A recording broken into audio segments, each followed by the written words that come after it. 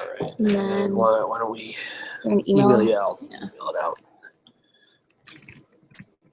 And how do we give this to all I the? can test it out if you want. Yeah, let's well, what I think the best way to do it is oops, well, we can send it from here, that's fine. Go away. I remember that. Compose. You want to use That the one. screen or what do you want to? That's CS.Watch. CS.Watching.edu, right? Link. And me. Send. Actually, I should have sent that to me as well. Yeah. That's not what I want. Send mail. Forward. Send it to Louise. Doesn't know anyway. That's who sends it at CS. Yeah. What are you, Akoli at UMich? UMich.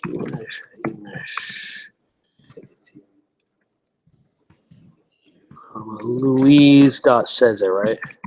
At It's Louise that says it at Gmail. You guys have everything?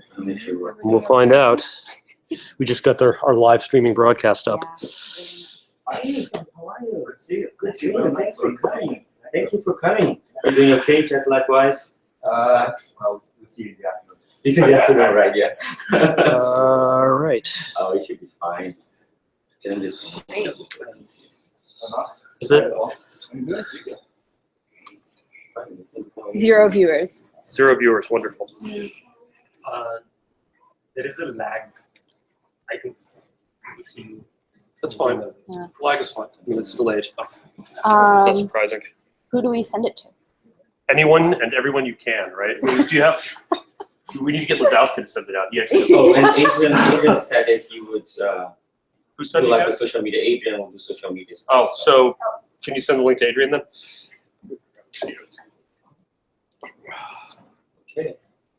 Oh, let me.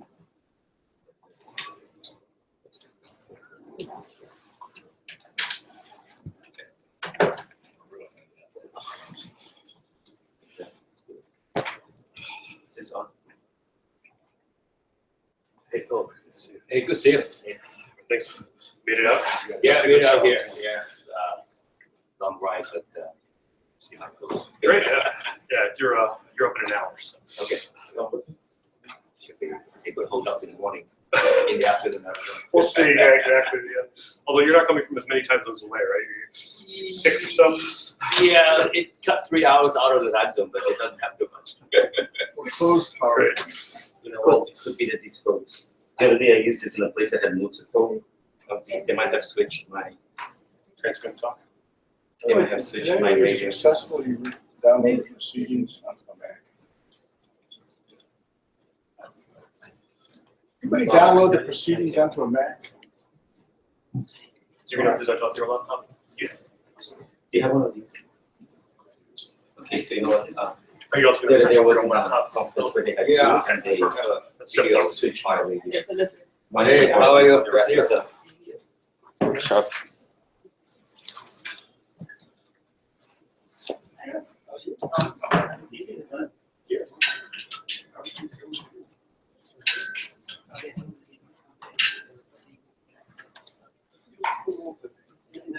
Just wait for the summary finally.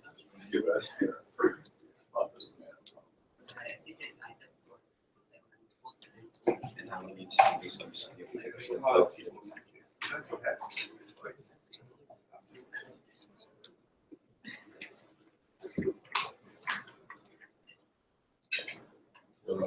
Go in yesterday? Friday.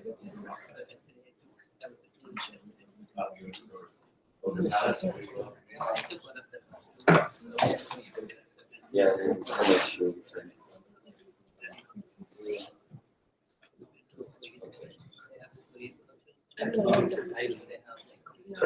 Oh, yeah, yeah.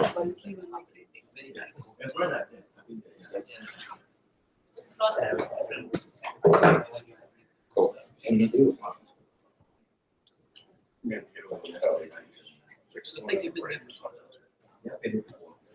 So did anybody read the proceedings onto a Macintosh? And it worked? I did. Open them. I opened it and it said, when I went to the any paper, it said it was protected. It's amazing. It's awesome. I like this. Open it up. Opened it, what? It's not like press the space bar.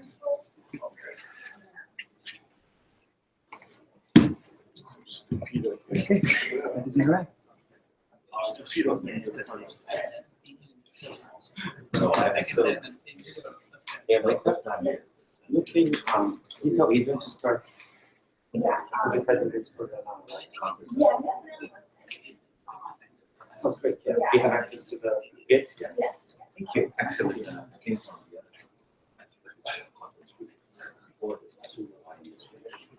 Just.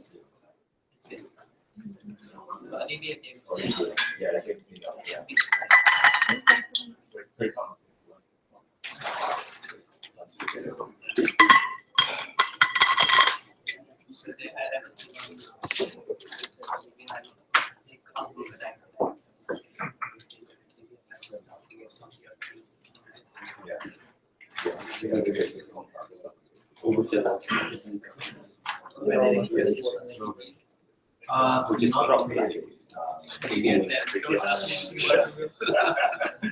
really good. He made it very clear disclaimer to begin that nothing he's going to talk about is what the actual right now. So it's going to be recorded as well. I think it records and sticks on YouTube, as far as I understand. Okay, great. Are you able to connect or no? You know you're able to connect to the thing? Yeah. Oh, okay, so it works. Yeah.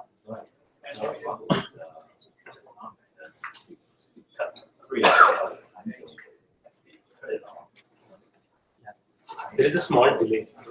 That's normal.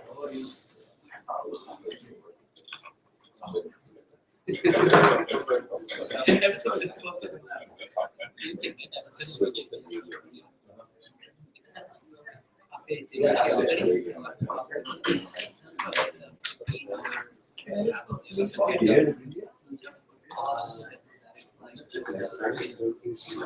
Okay. Good morning, everyone. We should get started. Do something unusual. It's actually start on time. So welcome to the Architecture 2030 workshop in Seoul. I hope that all of you are awake and ready for, hopefully, very intense discussion throughout the day. So Tom and I have been working on this for a little while. So Mark Hill approached us at Micro in Hawaii when we were sitting on the beach or something. We were in a good mood and we decided to say, yes, we're going to do this. So, but anyways, very excited. We have, so Mark Hill has been mentoring the process of putting together this workshop. And we have 3 wonderful volunteers that's going to help us take notes. That's Neha, Ashish, and Amrita. And okay, so what is the context of this this workshop? Because there have been several efforts in the community to do a visioning exercise to put together, what are some important research trends or things the community should look at, and help form communities, help come up with an exciting vision. And there was, for example, the NSF ACAR, right? It was Advances for Computer Architecture Research that Joseph Trellas and Mark Hosking ran. And then Mark Hill and Christos ran this DARPA ISAT workshop on computer systems progress without technology progress. And then there was the IEEE Rebooting Computing workshop that several folks, not workshop, a series of events and many people involved. I think Tom can comment on that a little later. And one thing that's important, so Mark and Tom are going to talk about this, but these efforts have really significant impact on the community and on funding opportunities as well. So as a specific example, for example, the NSF XPS project, which I'm sure many people in this room have received funding from, really grew out of a community effort like this one to create a visioning white paper and feed it into the funding agencies. And so one of the goals of this workshop is not just to see what should the new ideas be that we're all working on, but also to create actual documentation that we can then send to national funding organizations and tell them why is computer architecture so important, why should they continue to invest in computer architecture research, and what are the new challenges that we're going to solve in computer architecture to make the world a better place. By the way, one thing we forgot to mention is that we're being broadcast live on the interwebs. Okay, so in fact, there's a link. But maybe it's to live live streaming. streaming. It's live It's on the streaming other going live. If it makes you uncomfortable, just let us know. We can just shut it off for a little while. But we just saw that essentially the computer architecture community will get a link to some Twitter feeds and our websites. Okay. So what are the workshop goals? We wanted to kick off this visioning exercise for architecture research in the next 15 years. One of the things that we wanted to make a specific point that we wanted to hear from devices experts. So thanks for coming, Philip, and applications experts. Kayvon Fatahari, who's here, who's going to give the second. So those are the two keynotes in the workshop. Because we do think that architecture is driven by opportunities from technologies and also pressures and interesting opportunities in applications as well. And architecture bridges these two components. So the other thing, we wanted to increase visibility of architecture in the broader computer science community and funding agencies. This is something that I know the SIG Arch is paying very close attention to, and something that we believe is super important. We want to help with that. Why now? There was this 21st century computer architecture paper that Mark is going to talk about that was written, I think, 5 years ago now. But surprisingly, a lot has changed in the last 5-10 years. Hardware design suddenly is much more relevant, but still very, very hard. Deep neural networks kind of like caught us by surprise, right? Now it's just a major, major key workload. Like major platforms are emerging, IoT, cloud, etc. Companies are becoming system companies very fast. Just look at even Microsoft now actually successfully selling hardware shows that system companies are definitely an important trend. And it is just an explosion of sensor data. Just look at, apparently there were 1 trillion photos uploaded in 2015. And the growth of genomic data also is just incredible, right? So there's a lot of interesting things that affect what we do. And also open source hardware is something that's starting to emerge, which is an interesting comment on that. Yeah, and we'll hear a little bit about that from Michael Taylor. But then one of the things to find in terms of workshop goals, we definitely wanted to seed a white paper similar to the 21st century computer architecture paper that we want community involvement. And speaking of community input, we sent this survey that it was just an experiment that essentially asked a few questions. I don't know if you can read from there, but we wanted to ask, what are the most important challenges to be addressed by the architecture community over the next 15 years? What are some of the challenges and trends that you're not working on? We wanted to see whether people are able to actually think about stuff that they're not working on, which was somewhat successful. And we also asked about what are the main technology opportunities that affects what we do. And finally, we asked the question of how well do you think the architecture community has anticipated the challenges and opportunities of today? We're going to show you some numbers. Okay, so first, oh man, you can't really read it from here, but all right. Not surprisingly, we're going to publish this data, by the way. The point here is not to really, give a thorough analysis of the data. We got 40 responses that were thoughtful. Okay, we got a load of random crap. Sorry, but we did filter 40 thoughtful responses that were, in fact, we're going to quote some of them by name. You might have heard from us on that, so you know who you are. And so some of the things that are mentioned really frequently. The first one was heterogeneous architectures and specialization. That was the most frequent, theme that was mentioned. The second one was non-volatile memory and even compute devices, right? So then the third most mentioned one was to better exploit physics and beyond CMOS. Okay, that includes quantum bio and so on. And then the fourth most frequent theme was cheap and easy hardware. Easy to design. And I think that includes open source, that includes improving design tools and so on. And then security, privacy, and trust was the fifth one. So a lot of security. And then compute models. Then between that and FPGAs was sort of like towards the middle. Reconfigurable computing FPGAs had 5 mentions out of these this 40 thoughtful responses. Cross-layer design. Not many truly surprising things, except there was one that said that we should send something to space. Say that space is the final frontier. We should think about, the systems, devices that live for a long time. So therefore, sending stuff to space is a good exercise for us. Interesting. So, but I mentioned wasted cycles is one of the big problems we have in computer systems. What else is interesting? That of ISAs came up twice, which was interesting and thoughtful. We're going to publish that. A thoughtful response why ISAs don't matter anymore. as another component of the. I think that's hyperscale systems. That's it. Yeah. Okay, great. By the way, so not surprisingly, how well do we think the architecture community anticipated today's challenges? Well, one person said very, very bad. 3 people said we did great, but not surprisingly, most people said we did okay. So right in the middle. Community's a bell curve. That's Right, always- community's a bell curve, right, yeah.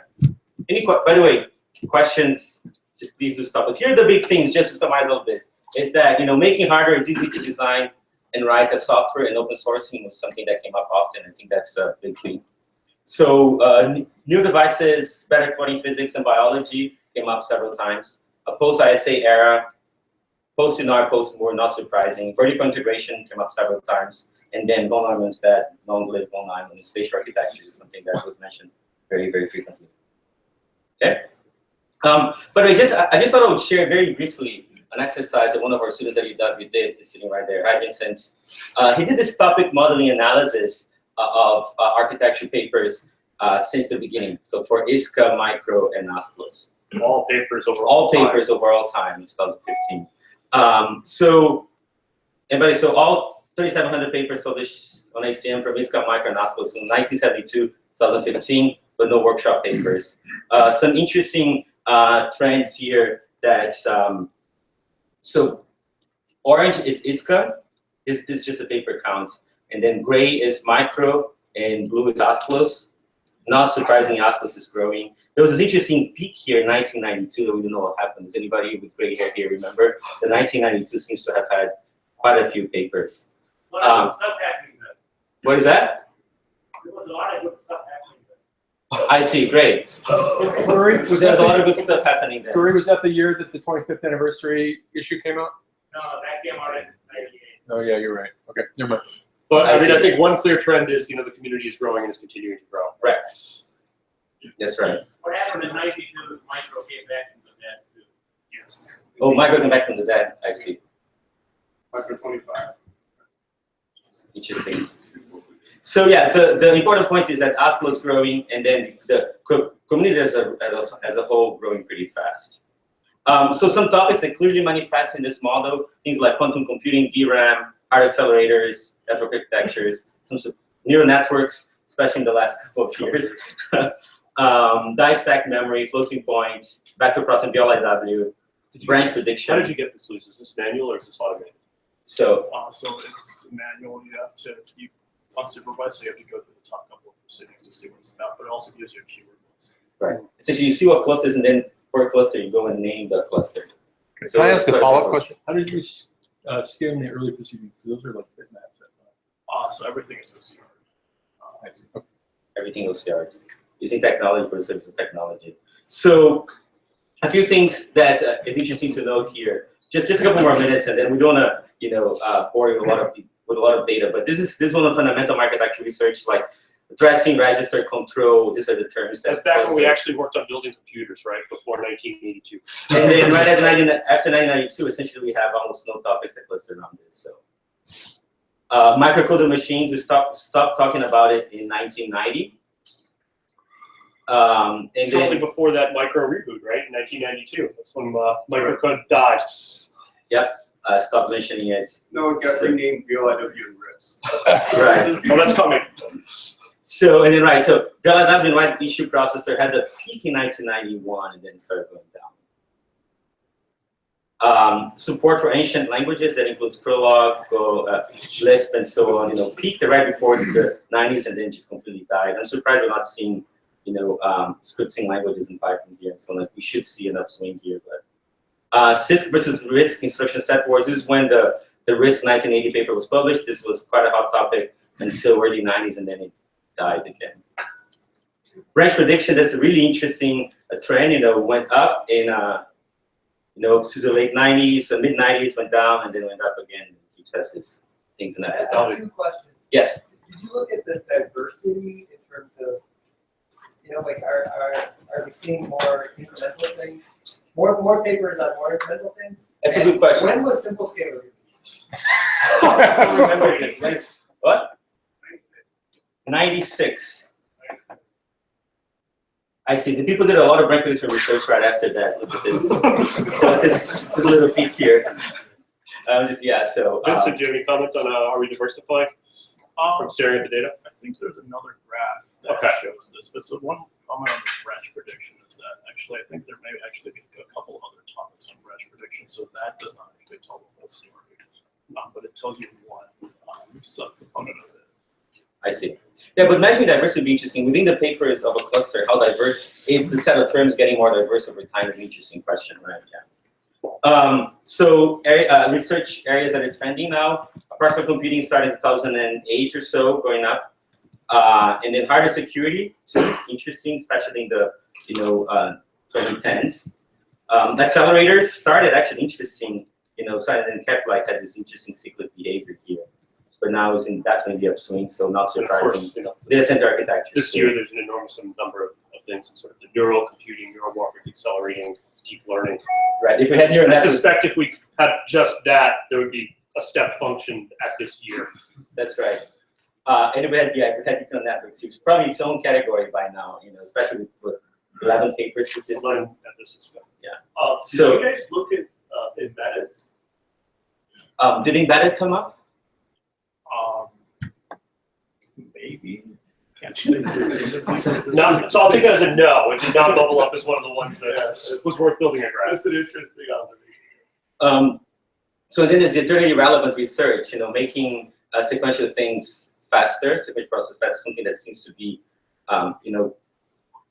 have a non-significant upward, downwards trends. Graphs, using graphs for stuff, I guess, not just work on graph analytics, right? And then caches. Caches never die, Never so go away.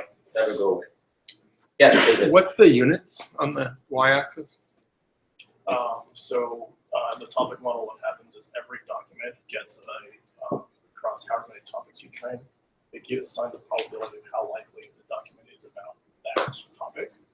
This is just the aggregate probability for each Choose it topic. for one. So, yeah, so I'm curious how you get to the 1 in it. Aggregate probably. Oh, so one, you can think of one as like the effective number of publications that year. Normalize across all of them, right? So it's a unit of count that's normalized across all of them. So sort of like a unitless count measure of frequency. Okay, so here's the agenda. One thing, Small. what is that? Small. Yeah, it's small again. This is weird. But anyways, okay. So here's what's gonna happen. We're gonna hear from Mark, Hill, Tom, and Philip before the break. So Philip's gonna be our keynote on devices. Mark and Tom are gonna talk about 21st century architecture paper and the IEEE rebooting computing efforts. Then after the break, we're gonna hear from Steve. So thanks for where's Steve? Steve got right there. It's great that we really wanted to hear from somebody who had spent significant time in academia and in industry to talk about what are some of interesting, surprising things in that relationship. Then Michael Taylor is going to talk about, hi Michael, about open source, Alvi on computing biomolecules, and then Yuan Shi on technology-driven architecture innovation. And then right after lunch, we're going to have the applications keynotes. And importantly, I wanted to highlight this. We're going to have a breakout session for the second half of the afternoon. So we want to break into 5 groups. We're going to tell you more about this during Thursday's short kickoff session. Please do stay for the breakout session. Something that we definitely want to hear from smaller groups on thoughts. And we're going to tell you we want to make it a surprise what the breakout questions are, so you don't run away during the okay. So, but please do stay and do some work, to the good of your community. You want to add anything, should be? No, I think that's it. So, without further ado, let's introduce Mark Hill. So Mark is going to tell us about the previous effort to sort of spearhead a community white paper with similar objectives to this one, the 21st Computer Architecture white paper. So he'll tell us about the process and the outcomes, sort of as inspiration for what we're trying to do today. Let's get the computer to work.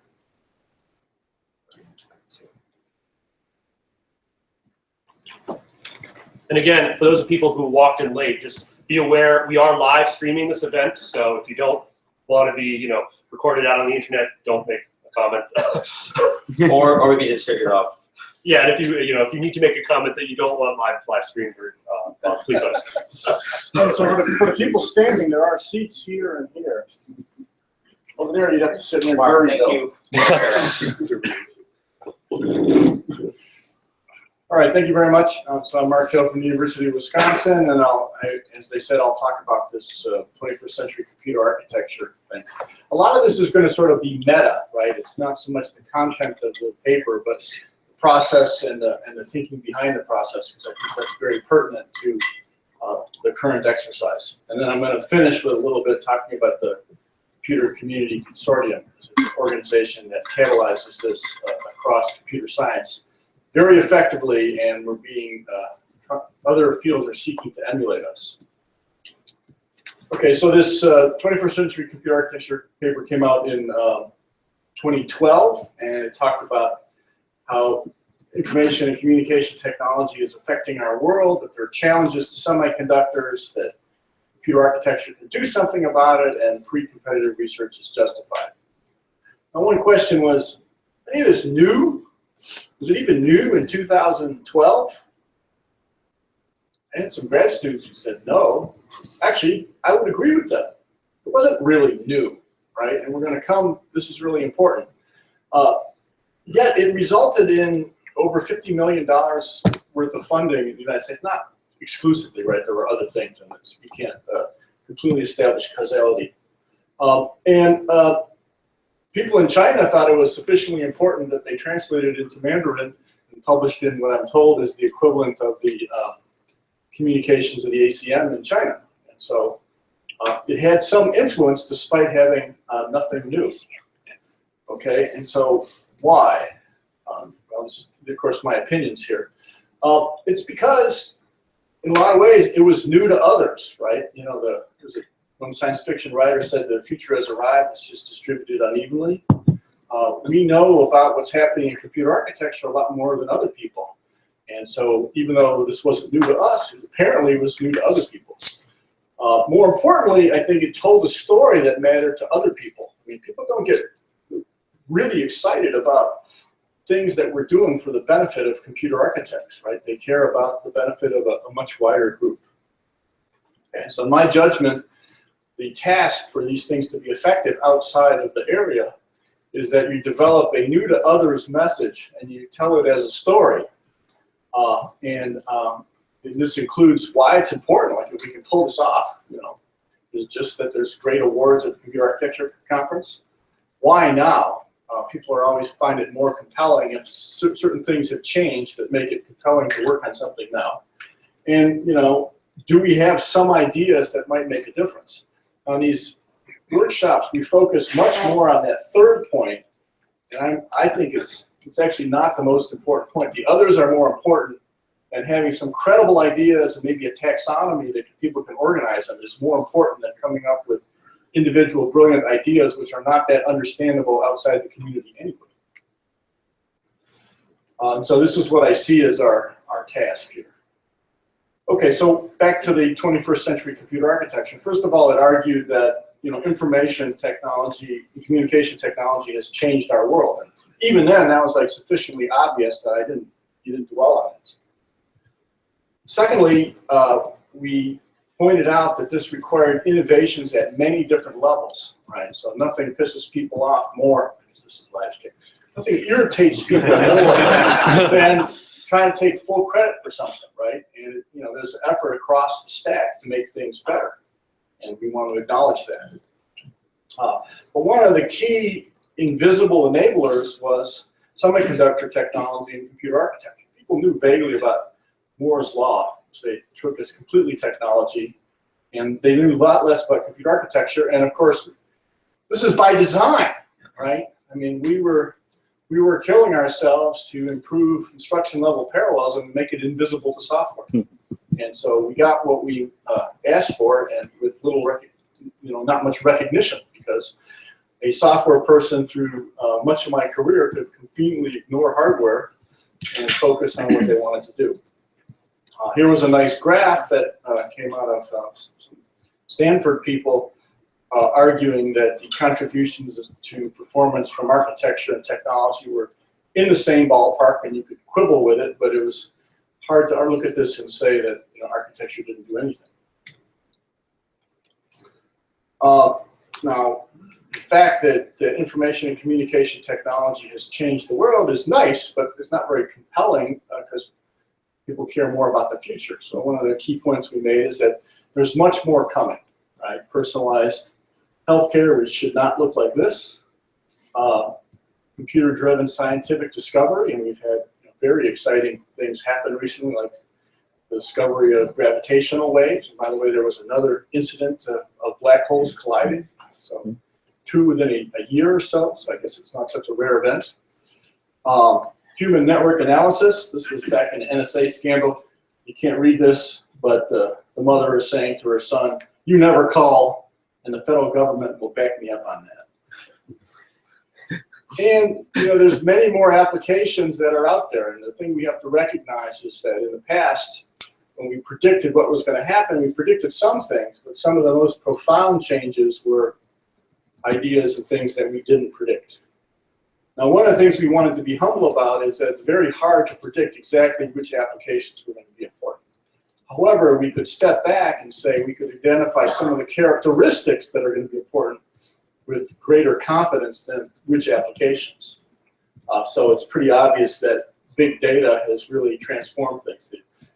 The fact that it exists and that you can get at it so inexpensively. That you really want to be online. You've never seen a teenager so unhappy as when they see a message like that.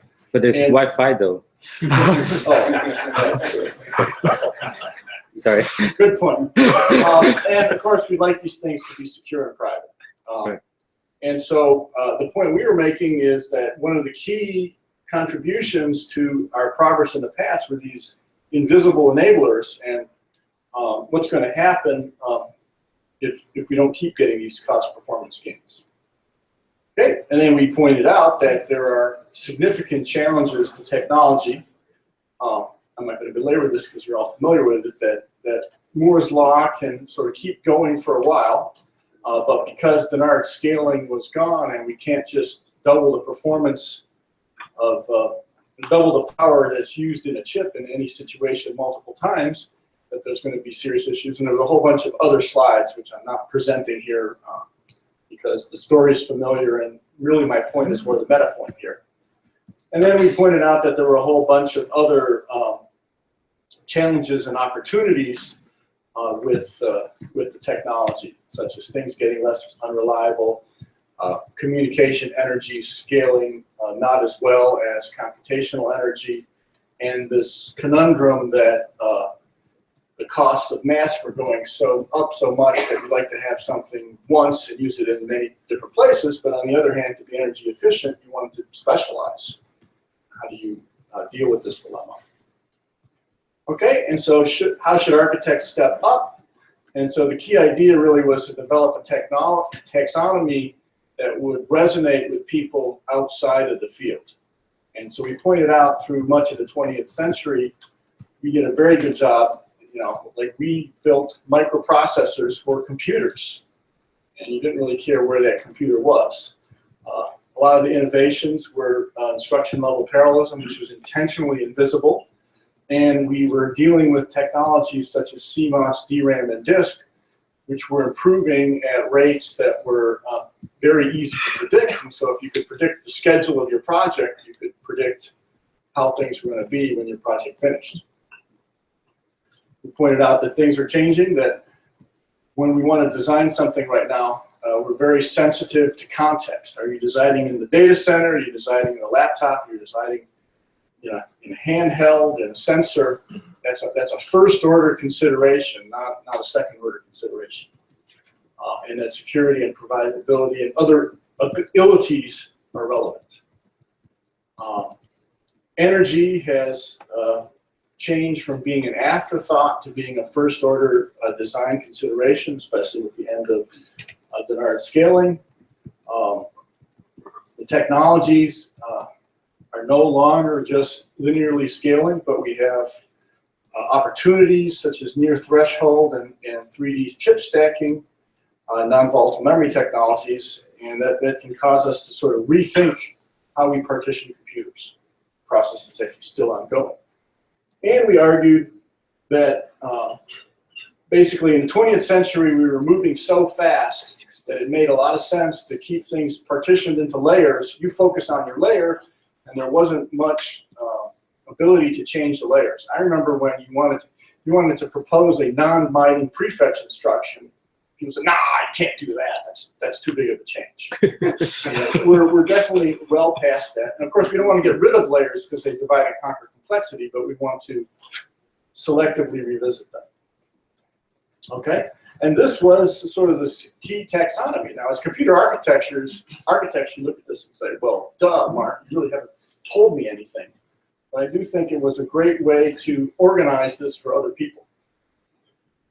The latter part of the report actually went into some sort of more specific ideas about what to do.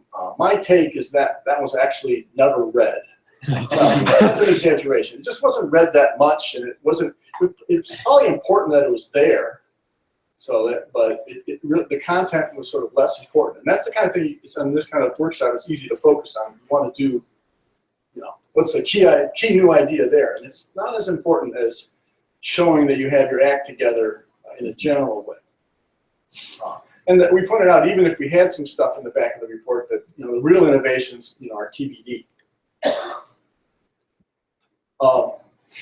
Anyway, it's also important to make the argument why this should be done by research and academia funded by various governments, and that successful companies can't just do it. And especially back then, most of the companies were not so vertically integrated, and some of these changes that were cross-cutting were not so easy to do. We're seeing, some of the effect of the cross-cutting is the greater amount of vertical integration, such as Oracle buying Sun and Microsoft getting into hardware, and Intel doing a ton of software.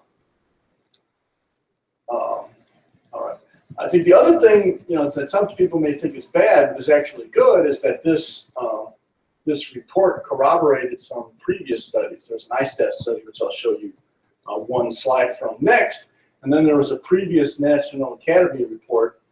I was on both of these, which argued, basically that Dennard scaling was gone and it's time to do something different. So the ISOT study had a really nice graph. This is actually due to Bob Caldwell, which is that CMOS is topping off. It's of course a cartoon that's exaggerated, and that everybody hopes that there's some wonderful technology that's on the horizon that's going to continue this century-long progress in computing. And even if such a technology exists, it isn't there yet, right? It's going to take a while to get there. And do we want to put up with no cost performance improvements until then in this fallow period? No. By using the architecture and getting out some of the waste that was there while we were moving so fast, we can smooth this out and keep our trillion-dollar industry used to cost performance gains. Okay, so that was the sort of content of the story. Let me just give you a little bit of the background on how it worked. So first of all, this was a group of 8 or 9 people. Sarita Adbe is here. Louis Seze is here. I led the effort. Mary Jane Irwin. David Cayley, you here? Should be here. Margaret Martinosi.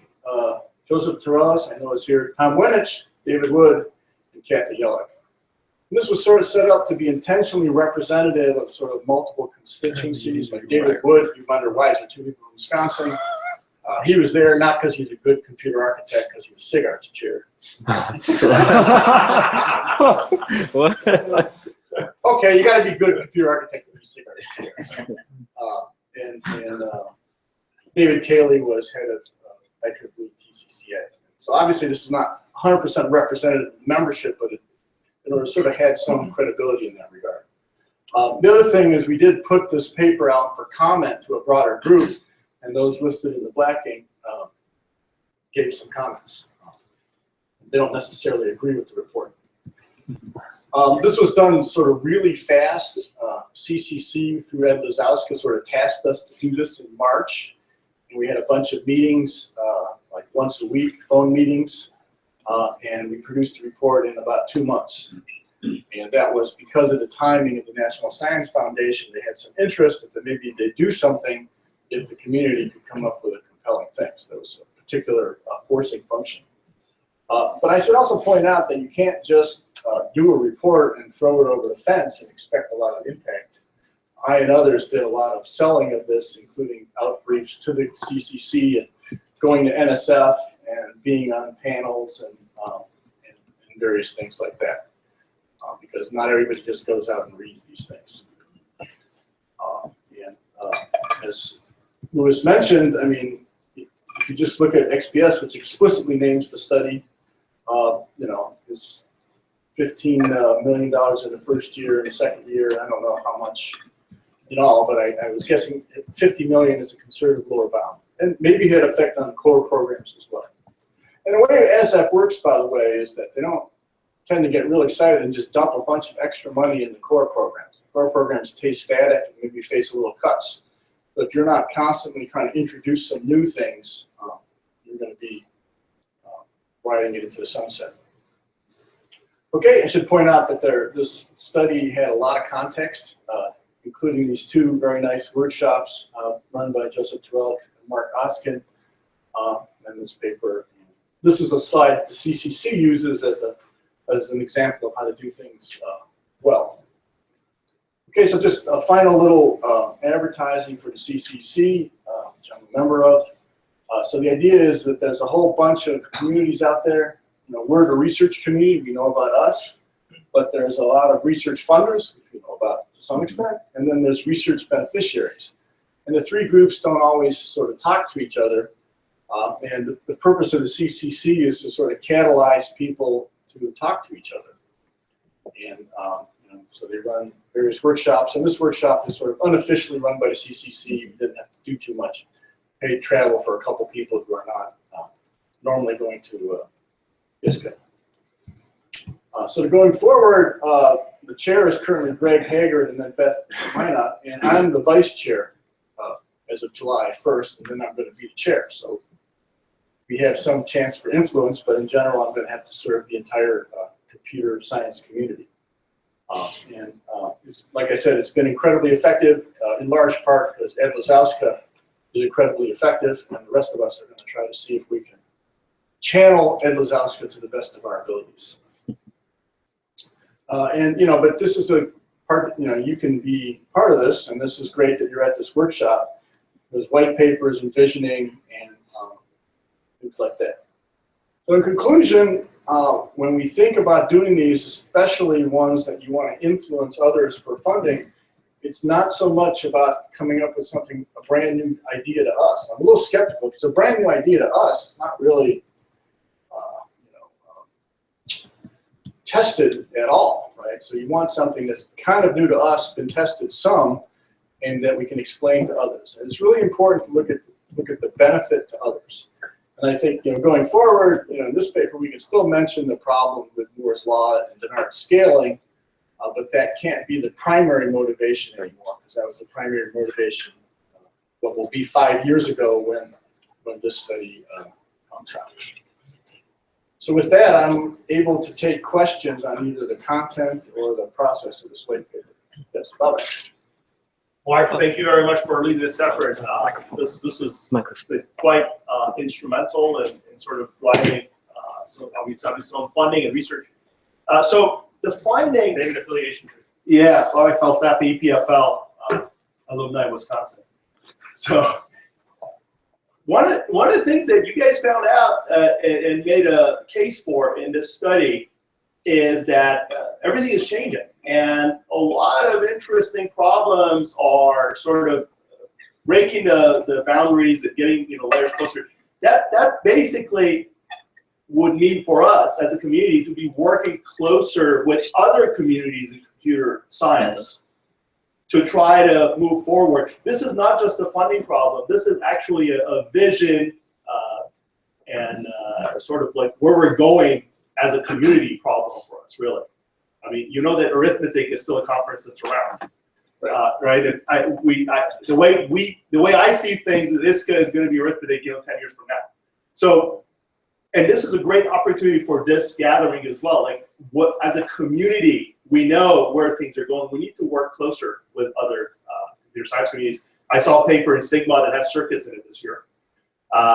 So what should we do as a community based on this findings to work closer to try to catch up and move on? Well, that's a difficult question. You know, what you're implicitly pointing out is, in some sense, our conference system is based on those layers that we're trying to break apart. And I think one of the things you can see is that ASPLOS was close to being killed.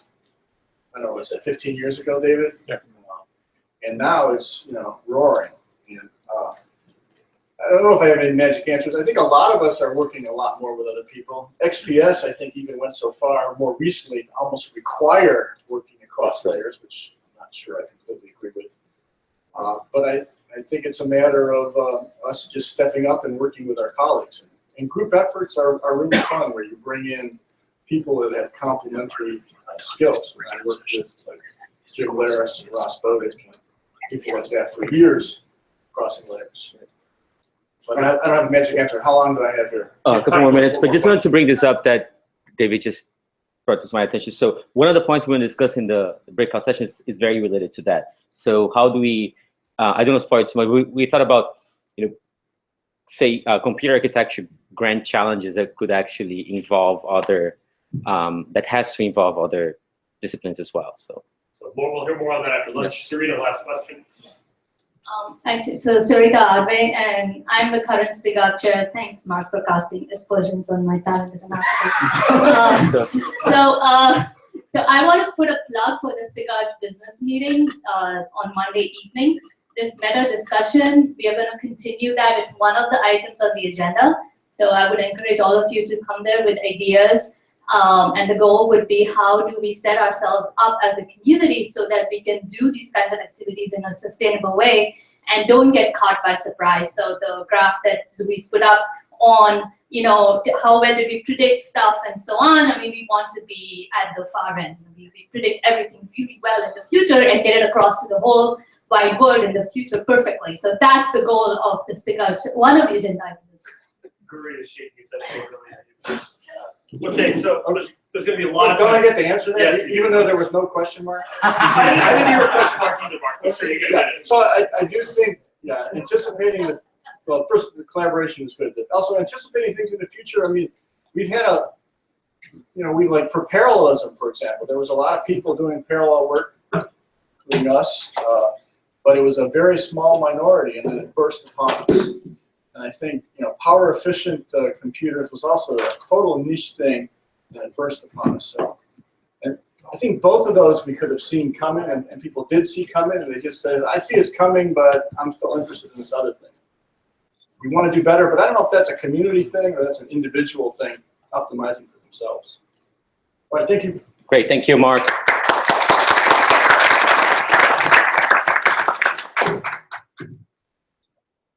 So up next, we have Tom Conti from Georgia Tech. So Tom, as many of you may know, was the president of the IEEE Computer Societies. I think this year the past president of the Computer Society. Is that how that works? Yeah, exactly. They don't let you go for another year, unfortunately. And so there's this. He's been very heavily involved in getting this IEEE Recruiting Computing initiative going. And so this is a much broader effort than just computer architecture. But I think it's going to be useful for us to understand this broader context and how what we're doing here can fit into it. So with that, Tom. Thank you, Tom. Great name. So one thing I think is a theme that I just heard in Mark's talk that's true here too, is that you can significantly influence policy with a strong voice, with the right set of people, and we've had some success in that arena. So I'll talk some about that. But first, I think it's interesting to step back a little and talk about the problem. And so how we got here was really important. Today, the devices we have now are really no better than the devices we had in the prior node, which were only marginally better than the node before that. And Moore's law really, really, really ends. This is funny. I have to go around and tell people, no, we mean it really this time. It's a little bit like being the boy who cried wolf, you know, in 2021. And single thread exponential performance scaling, we all know, but a lot of our colleagues don't know, ended in 2005. And we came in with multi-core, and there was great marketing about multi-core, where I still see in the press that, you know, a quad-core multi-core is twice as fast than a dual-core, and this kind of fundamental misunderstanding. So how we got here, a little history lesson. One first observation is that for some reason the computer industry tends to change in the middle of decades. But in 45 was when von Neumann wrote his first stored program report on the EDVAC. If you go forward, I'm skipping over the transistor, which would have been 55. 65 is really when the software industry began. We don't think about it that way, but it really was when we had cross-generation software compatibility, that software in and of itself became a stable product. That's also when Gordon Moore wrote his first paper. In 75, he gave the update of the paper, which is more of what we brand as Moore's Law. And Dennard expressed the geometric scaling law.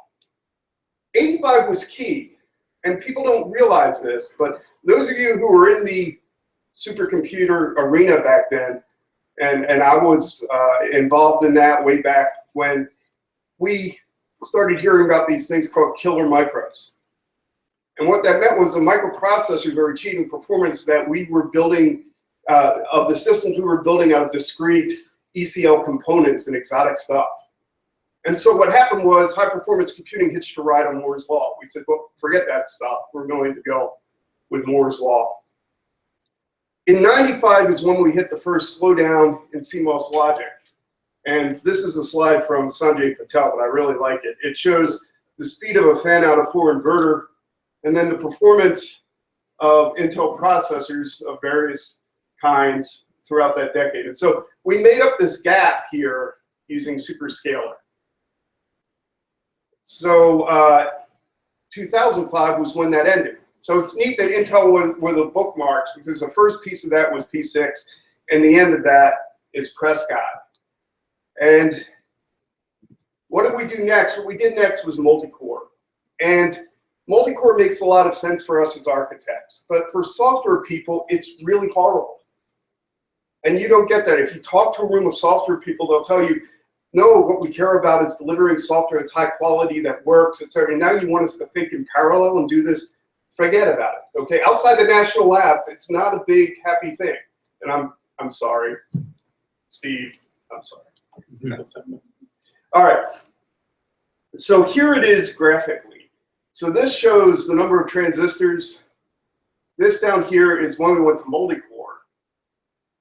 Here's, you see power leveling out. With it came frequency, and we've been able to increase single thread performance a little bit, but not dramatically over time. All right, so in 2011, I was having a conversation with a guy named Eli Track, who is the president of the Semiconductor Council at the IEEE. And we were talking about, well, let's maybe try to do something with superconducting multi-core. And yeah, that doesn't really feel right. You know, there needs to be some fundamental rethinking of things. And so we started this initiative. We went to IEEE Grass, and we asked for a chunk of money. We called Rebooting Computing. And the goal was to rethink everything from soup to nuts. So invite people in the room all the way at the algorithms level down to people who worry about melting sand. And why IEEE? It's because IEEE encompassed the whole stack. So we had this broad set of people we could invite and bring in. So we held our first summit in DC in 2013, and here was, you'll notice as you go through these pictures that I actually get fatter as time goes on through this book. We decided there were 3 pillars, really. If you were going to reinvent computing, you had to care about energy efficiency, because that's how we got in this pickle. Let's try to make it secure this time. Now, what does secure mean in the context of a neuromorphic computer? It's kind of out there. And then the driving force would be applications in HCI. In 2014, we held a second invitational summit, and we talked about what we call the engine room. That is looking at both techniques that were emerging and techniques that have been on the shelf for a while, such as adiabatic and reversible, things that CMOS had over-dominated. And so we just said, forget about it, and put it on the shelf. And we came up with this list of potential things that are alternative ways to compute. And you can see some things that you recognize, such as approximate and stochastic. Some things that maybe you would think are kind of out there, like analog normomorphic or normometric, etc. And not all of these, the observation orders, is going to replace von Neumann. These aren't general purpose drop-ins. Another thing that came out of that study was we invited traditional CMOS to come and talk. And so this is a slide from Dmitry Nikonov and Ian Young of Intel. And what they did was they designed a 32-bit adder out of 22 nanometer process. They looked at then empirically the performance of, which is delay energy product, of each of the adders in a different space. And some points here. Here is high performance CMOS. And here's low voltage CMOS. So that's what we can do today. And if you stand back, you notice that there's kind of a natural Pareto there. And so, yes, I know that Mark, you presented the slide from Bob Kola that said, you know, someday we'll figure out the new devices. But right now, we don't know where that is. So what it means is this space over here is completely unoccupied. And so there's not going to be any new magic device. There's some that will continue the roadmap out to 2021, but there isn't going to be anything magical that's going to hop us into a new Moore's Law. All right, another thing that was surprising, which came from Mark Manheim of IARPA, was that actually cryogenic, which used to be a joke for a long time, I don't know if this is a good thing or a bad thing for architects, but it's gotten to the point now where the power densities are so bad for us that cryogenic can actually build a more power efficient computer. And so here's the example from Mark. This is showing the Oak Ridge Titan, and it shows here, and it's a little hard to read, but about the same 20 petaflops. But if you go down to power, the cryogenic version is 1/100th the power. That includes cooling. That includes everything. So there's a weird inflection point where some crazy technologies like Josephson Junction now see a new life. Now they've seen a new life in a different way, which was one of the members of a very long time contributor to the superconducting community, went off and started a company of D-Wave. And D-Wave uses 128,000 Josephson junctions. And it does a kind of quantum computing called quantum annealing. A lot of the technology here is in cooling this thing down to 0.02 Kelvin. So, and the cool thing about it is, if you've read about it, it really does solve optimization problems. So it's quantum computing is a way to make P equal MP, in essence. The third summit we held, we looked at now the applications and the algorithms, and we invited some visionaries from HCI. We invited an algorithms person, and we had some fun talks, but that wasn't the real cool thing that happened here. What happened here was this guy in the center. You see, there's a guy with glasses. I'm the fatter guy on the other side. If you go up, there's a guy in the center. He's Paolo Gargini. He's the chair of ITRS. And he came out just to see what we were doing. And also at this time, Randy Bryant came out, who was at Office of Science and Technology Policy at the White House, and told us that the first summit, the attendee, Rob Leland, had gone back with what we said in the summit and run away and mixed it up into an internal document that Randy then inherited.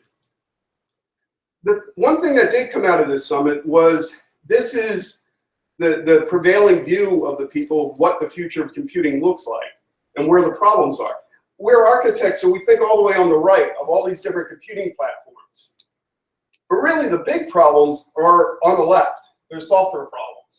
How do we define a problem that's agnostic to not only what hardware it runs on or type of hardware it runs on, but even the algorithm it uses, but still define the problem so that we can then figure out whether, okay, it's best to run on a quantum, but it's next best to run on an analog normomorphic. The analog normomorphic's available, let's run it on that. So it's funny, I presented this at CompSec which is a software conference a couple weeks ago. And the software people got more and more and more scared in the audience as they heard about the rogues gallery of hardware we've come up with. The fourth one was sort of a victory lap, and that's where we invited representatives from all the agencies, and then we tried to coordinate efforts and what's going on. And what came out of that was interesting. This is the disruption stack slide. So this shows, if you will, the stack of computing and the different approaches we've been talking about, where red means total disruption and white means no disruption at all. We've been living at level 1 for a long time, so that we get a faster transistor and life gets better. Level 2 is trying to do things with novel devices, and this includes things such as unreliable switches, which is what we're going to get in the last few generations of the roadmap. And then you have approximate and stochastic. Now you see it extends pink up, and that's because in order to exploit it, you have to change languages, you have to change algorithms in order to use it. Neuromorphic, Steve, goes the other direction, okay?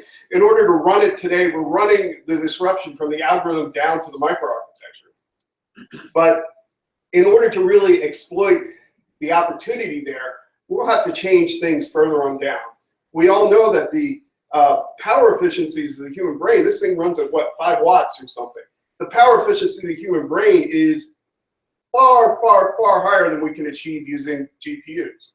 And the reason for that is mainly that, well, there's a lot of argument, but one key piece is the brain works in analog. Remember, we went to digital because we couldn't get stuff to work. So, hey. And then quantum is a complete disruption, but it has a unique key niche.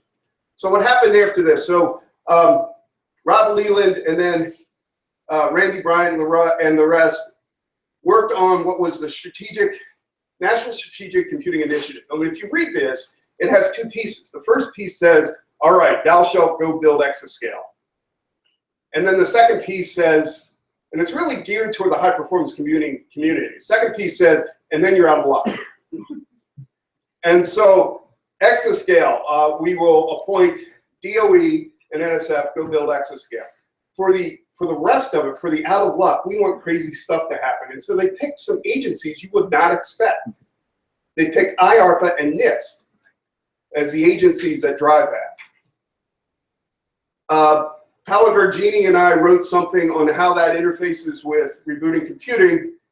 And then NNI, which is also out of the White House, the Nanotech Initiative, came out with a grand challenge call.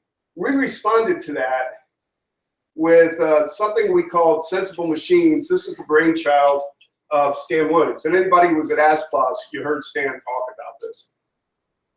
And NNI adopted that. And so it came out with this new grand challenge: create a new type of computer that can proactively interpret and learn from data, solve unfamiliar problems using what it has learned, and operate with the energy efficiency of the human brain. So how many papers on neuromorphic? Yeah, that isn't quite neuromorphic. That's something beyond what we're thinking about as machine learning. All right, the next thing that happened was Paolo Gargini.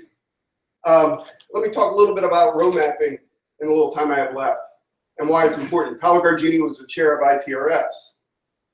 Now, if you think about Moore's Law really defined something, but it was road mapping that kept it going, this self-fulfilling prophecy. And the reason was that road mapping tracks the progress of the industry, but it finds the roadblocks. And that's key, because once we find the roadblocks, we work as a community together to overcome the roadblocks. And the other thing that was rather neat about the road mapping activities was they were truly pre-competitive, and they were done in a standards-like way. Now, here's the history. I already talked about Gordon Moore. Those were really the first 2 roadmaps, but the National Technology Roadmap for Semiconductors was founded as part of NNI, and then it became the International Technology Roadmap of Semiconductors, and that produced 20 total roadmaps in time. In 2013, when Paolo showed up at our meeting, that's when we signed this MOU with Rebooting Computing. And then, interestingly, in 2015, the US Semiconductor Industry Association leadership declared that road mapping was no longer needed. I got interviewed about this in the New York Times, and I really regret what I said. But anyway, it was, yeah, always, right? The reporter asked me, well, you know, Intel's saying Moore's Law will continue forever. You know, what do you say to that? And I said, well, if your whole business was Moore's Law, how would you react? And so a lot of friends from Intel really hate me. So in general, the members of SIA, which is an international activity, disagreed. And so SIA was no longer the underlament, if you will, for ITRS. So ITRS then, since we already had an MOU with ITRS, we moved it into the IEEE. Now, you think, but wait, do you want to focus on semiconductors? And the answer to that is, no, you really don't. And so, but you still want to develop, you still want to drive industry to make good devices. So we formed it under the Standards Association. It's not a standard. It's something that the Standards Association calls an industry connection. So don't be confused. But what it means is a lot of rules and the way that IEEE standards work, which are really a well-polished machine, we can use for ITRS. We renamed it the International Roadmap of Devices and Systems to emphasize that we're looking at systems. So, and I'll tell you a little bit more about that, but the key was to have important application drivers and appropriate computer architectures that then go to system integration. So I'll explain how this new process works. Here, I just will give you an eye chart of just some of the focus teams, which is the top level of ITRS or IRDS, and then the International Technology Working Groups, which is the lower level of IRDS. And you'll see I'm in applications benchmark, and I'll explain that in a bit. Then we did a press release, and this is where the New York Times misquoted me. Actually, it didn't, because he said, Conti said this in an email message. So there's no way you can get around that. And a bunch of other press about this. I got interviewed by NPR, and that's an interesting experience to try to explain this stuff in extremely layman terms. Well, imagine if your car. Right. So here's IRDS, and what we've done is the bottom two layers are really just like ITRS. We have MM is more, FI is factory integration, that's heterogeneous components, heterogeneous integration, beyond CMOS, and outside system connectivity. These are focus teams or groups that look at a broad span of emerging technologies. And they drive things down to the brass tacks, which are things that look at design, et cetera, litho, et cetera. What we did was we changed the upper layer to add this applications analysis and systems and architectures. So let me show you how that works. Applications benchmarking is the top level focus team. And what it does is it roadmaps applications versus performance. First, that means benchmarking, okay? And it drives that to systems architecture. So here's from Leuven, Belgium, hot off the presses, the applications benchmarking's first product, which is the application domains that you could think of as grand challenge domains that we care about. So big data analytics, feature recognition, discrete event simulation and physical simulation, the difference between those, think integer versus floating point, optimization, graphics rendering, media processing, and cryptographic codec. Very, very important. Now what happens is that we're given market drivers that we use to create a cross matrix. So these are the applications, but they fit into different silos in different markets. So for example, recognition's important. In fact, it's a gating technology in medical diagnosis. It's somewhat important in some other areas. Physical simulation is only important in some areas. Optimization, et cetera. You'll note I'm using that cloud is in all of the application space. That's because cloud claims to be able to run everything. And then what happens is SA produces roadmaps that are market driver plus architecture versus metrics. So we have architect from D-Wave, we have someone from Altera, et cetera, who represent different classes of architectures. Academics are welcome too. Just to say, we in applications benchmarking, for example, Josep is a member of that. And this just shows you some of what we've done. This is a block diagram of a smartphone. This is Systems and Architecture's roadmap for smartphone features. There'll be a quiz later. And that gets driven down then to the focus teams. They try to then figure out how to achieve those metrics. So our kickoff was in Leuven. These are the members, the regional participation of IRDS. We have a workshop in Semicon West just coming up, and then another workshop in December in Taiwan. The December 2017 meeting in Japan is when we released the first roadmap. So the first new ITRS roadmap, and it gets updated in 2018, and then the next one released in 2019. So the cadence is every other year. So let me just conclude this with some takeaways. So I think in terms of, and Mark said this, there are fundamentally too many solutions if you think about it for how we move forward. And that's both good and bad. It's really bad because the software challenges are vast. So as architects, we tend to not think about the software challenges, but I think the software challenges are really going to define what is viable and what isn't. Go and grab a software engineer in your department and hug them. They're going to need it. Also, although we know this to some small extent, brace for a vastly heterogeneous world. So we won't have anything like a general purpose computer anymore. That's always been somewhat of a myth anyway, that any computing device is general purpose. It's always been generalized purpose, but good for some things. But this is going to become much starker lines.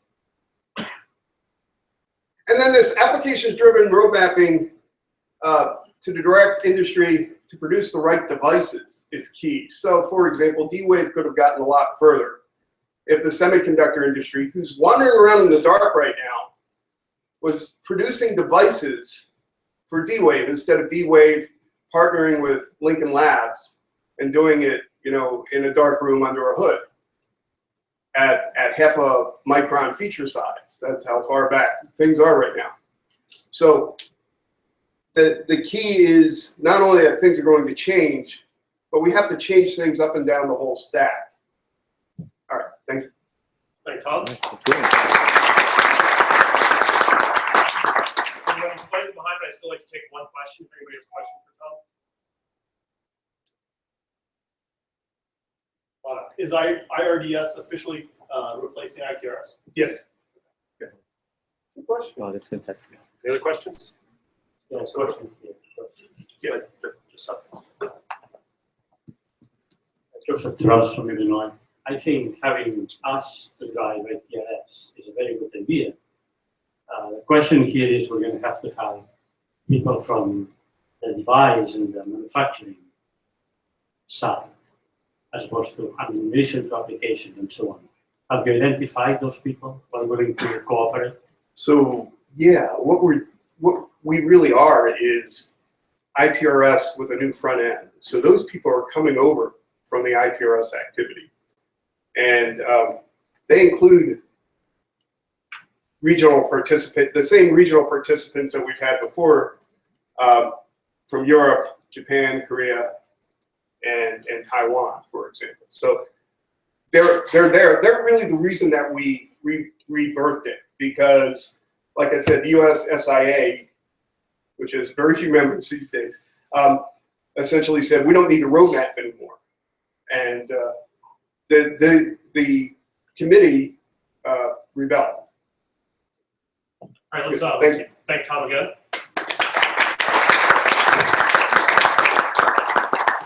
Okay, so the next thing we're going to have still before the break is we're going to have our devices keynote. So it's my great pleasure to be able to introduce Professor Philip Wong from Stanford. I'm not sure how many of you know him. So he's the impressive title of the Willard and Inez Kerr Bell Professor of Engineering.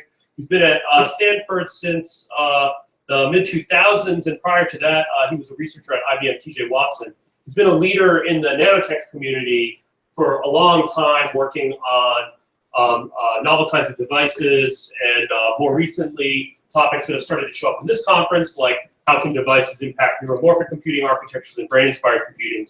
And so as Louise said at the beginning, one of our goals here really was to get perspective from outside of the architecture community, from below, to understand where is technology going, what are the new technologies that we should be aware of, from someone who really is in a good position to tell us about what will be coming and how that will impact future architectures. So without further ado, let's welcome Philip Wong. Thank you, Tom. So, as Thomas just, and Louis just mentioned, this I'm an instantiation of this working, kind of having a dialogue between the different layers, and I'm here to have a dialogue. Well, I'm mostly a device person. I don't know most of the people in the room. I recognize some faces in here, but most of them, for the most part, I'm not a computer architect. So I'd like to talk about device technologies, and I've seen some of the, I ISCA studies as well. We try to make improvements, hopefully even without technological progress. That seems to be a little bit pessimistic. I'm sure that there will be technological progress going forward. I think exactly what form it takes, I don't know. So I'd like to talk a little bit about that, some of that, and so let me just start with applications, right? The applications in the 21st century really dealing with large amounts of loosely structured data.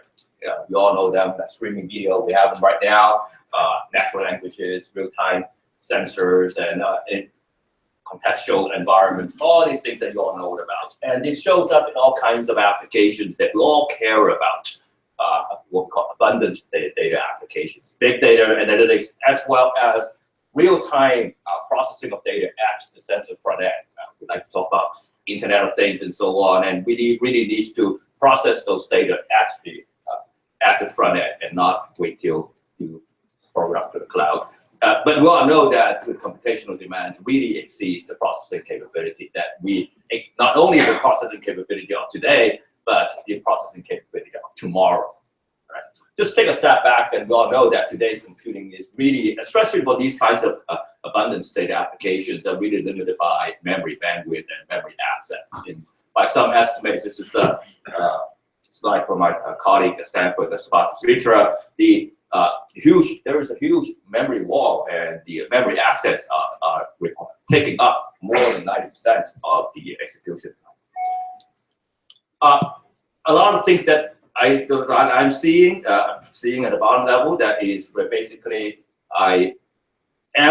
co-evolution of hardware and software, and architecture and hardware as well. So some examples shown here over on the right-hand side. For example, you want to do static image analysis and so on. And today we do this with conventional computing hardware like CPUs, GPUs, and so on and so forth. And both of them, the application itself evolved, and also the hardware itself evolved. If you look further out in tomorrow's applications, you may be doing automatic video annotations and things of that sort. That requires even more computing power, and you all know what people are doing. This is a proud computer architect. I don't need to know what you're doing, and so could be configurable accelerators and things of that sort. And going forward, we all like to think about how we approach the efficiency of the brain, and from a device point of view, it really is clear. Everybody has a very clear view that continual scaling of devices, downsizing of devices is going to come to an end. Right? Today we're talking about 7 nanometer technologies, 5 nanometer technology. Before you know it, it's 5 nanometer, 3 nanometer, 2 nanometer, 1 nanometer. You're talking about those 0 nanometer. The lateral device scaling. You don't need a physicist to tell you that this is not going to continue, right? So what can be done? And that's what I want to talk about. And I would like to start with talking about a vision in which we think that some of these things will happen. But what I want to say is that by showing both sides of the hardware and the software or architectural side of things, is that it's really a co-evolution of the two things. One, the advances in one or needs in one side, inform needs on the other side or advances on the other side. And my colleagues such as Sebastian Mitrovic and Chris Ray like to call this a supercell, basically a superstorm that you need to twist and turn many, many times before it becomes a big change.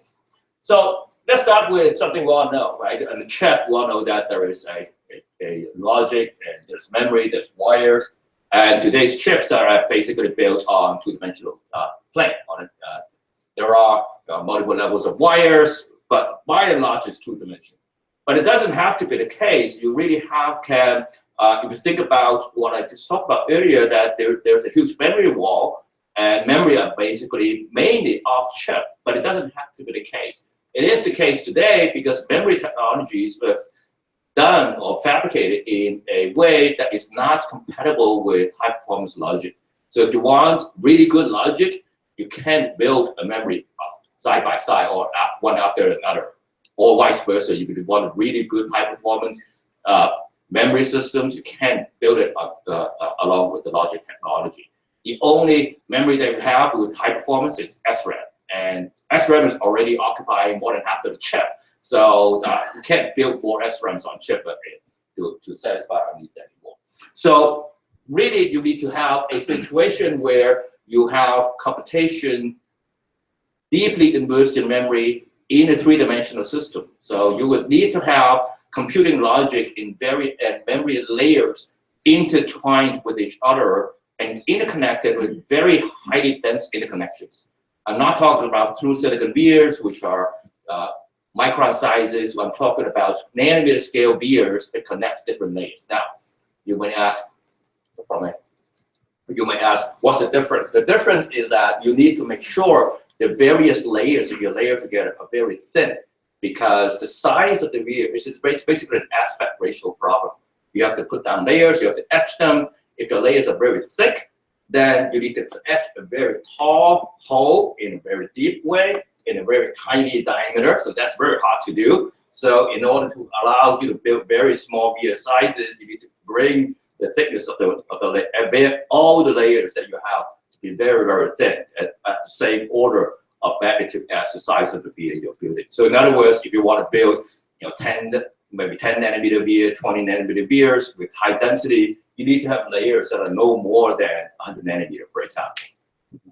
Okay, so today this is not possible because, as I mentioned before, high performance logic and memory, in which today we only have DRAM and flash, right, is not compatible with these kinds of scenarios. So you need new device technology, new materials, new fabrication methods to allow you to do that.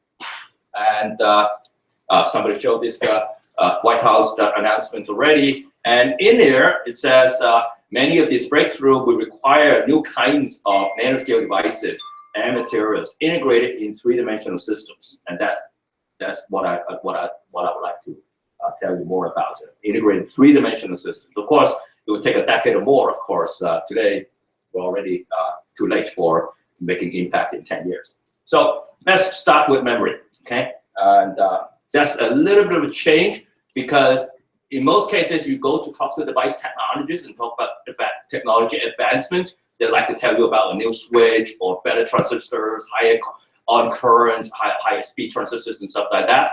But really today, what defines system level performance is not the transistors. Transistors are great already. All you need is memory. Okay?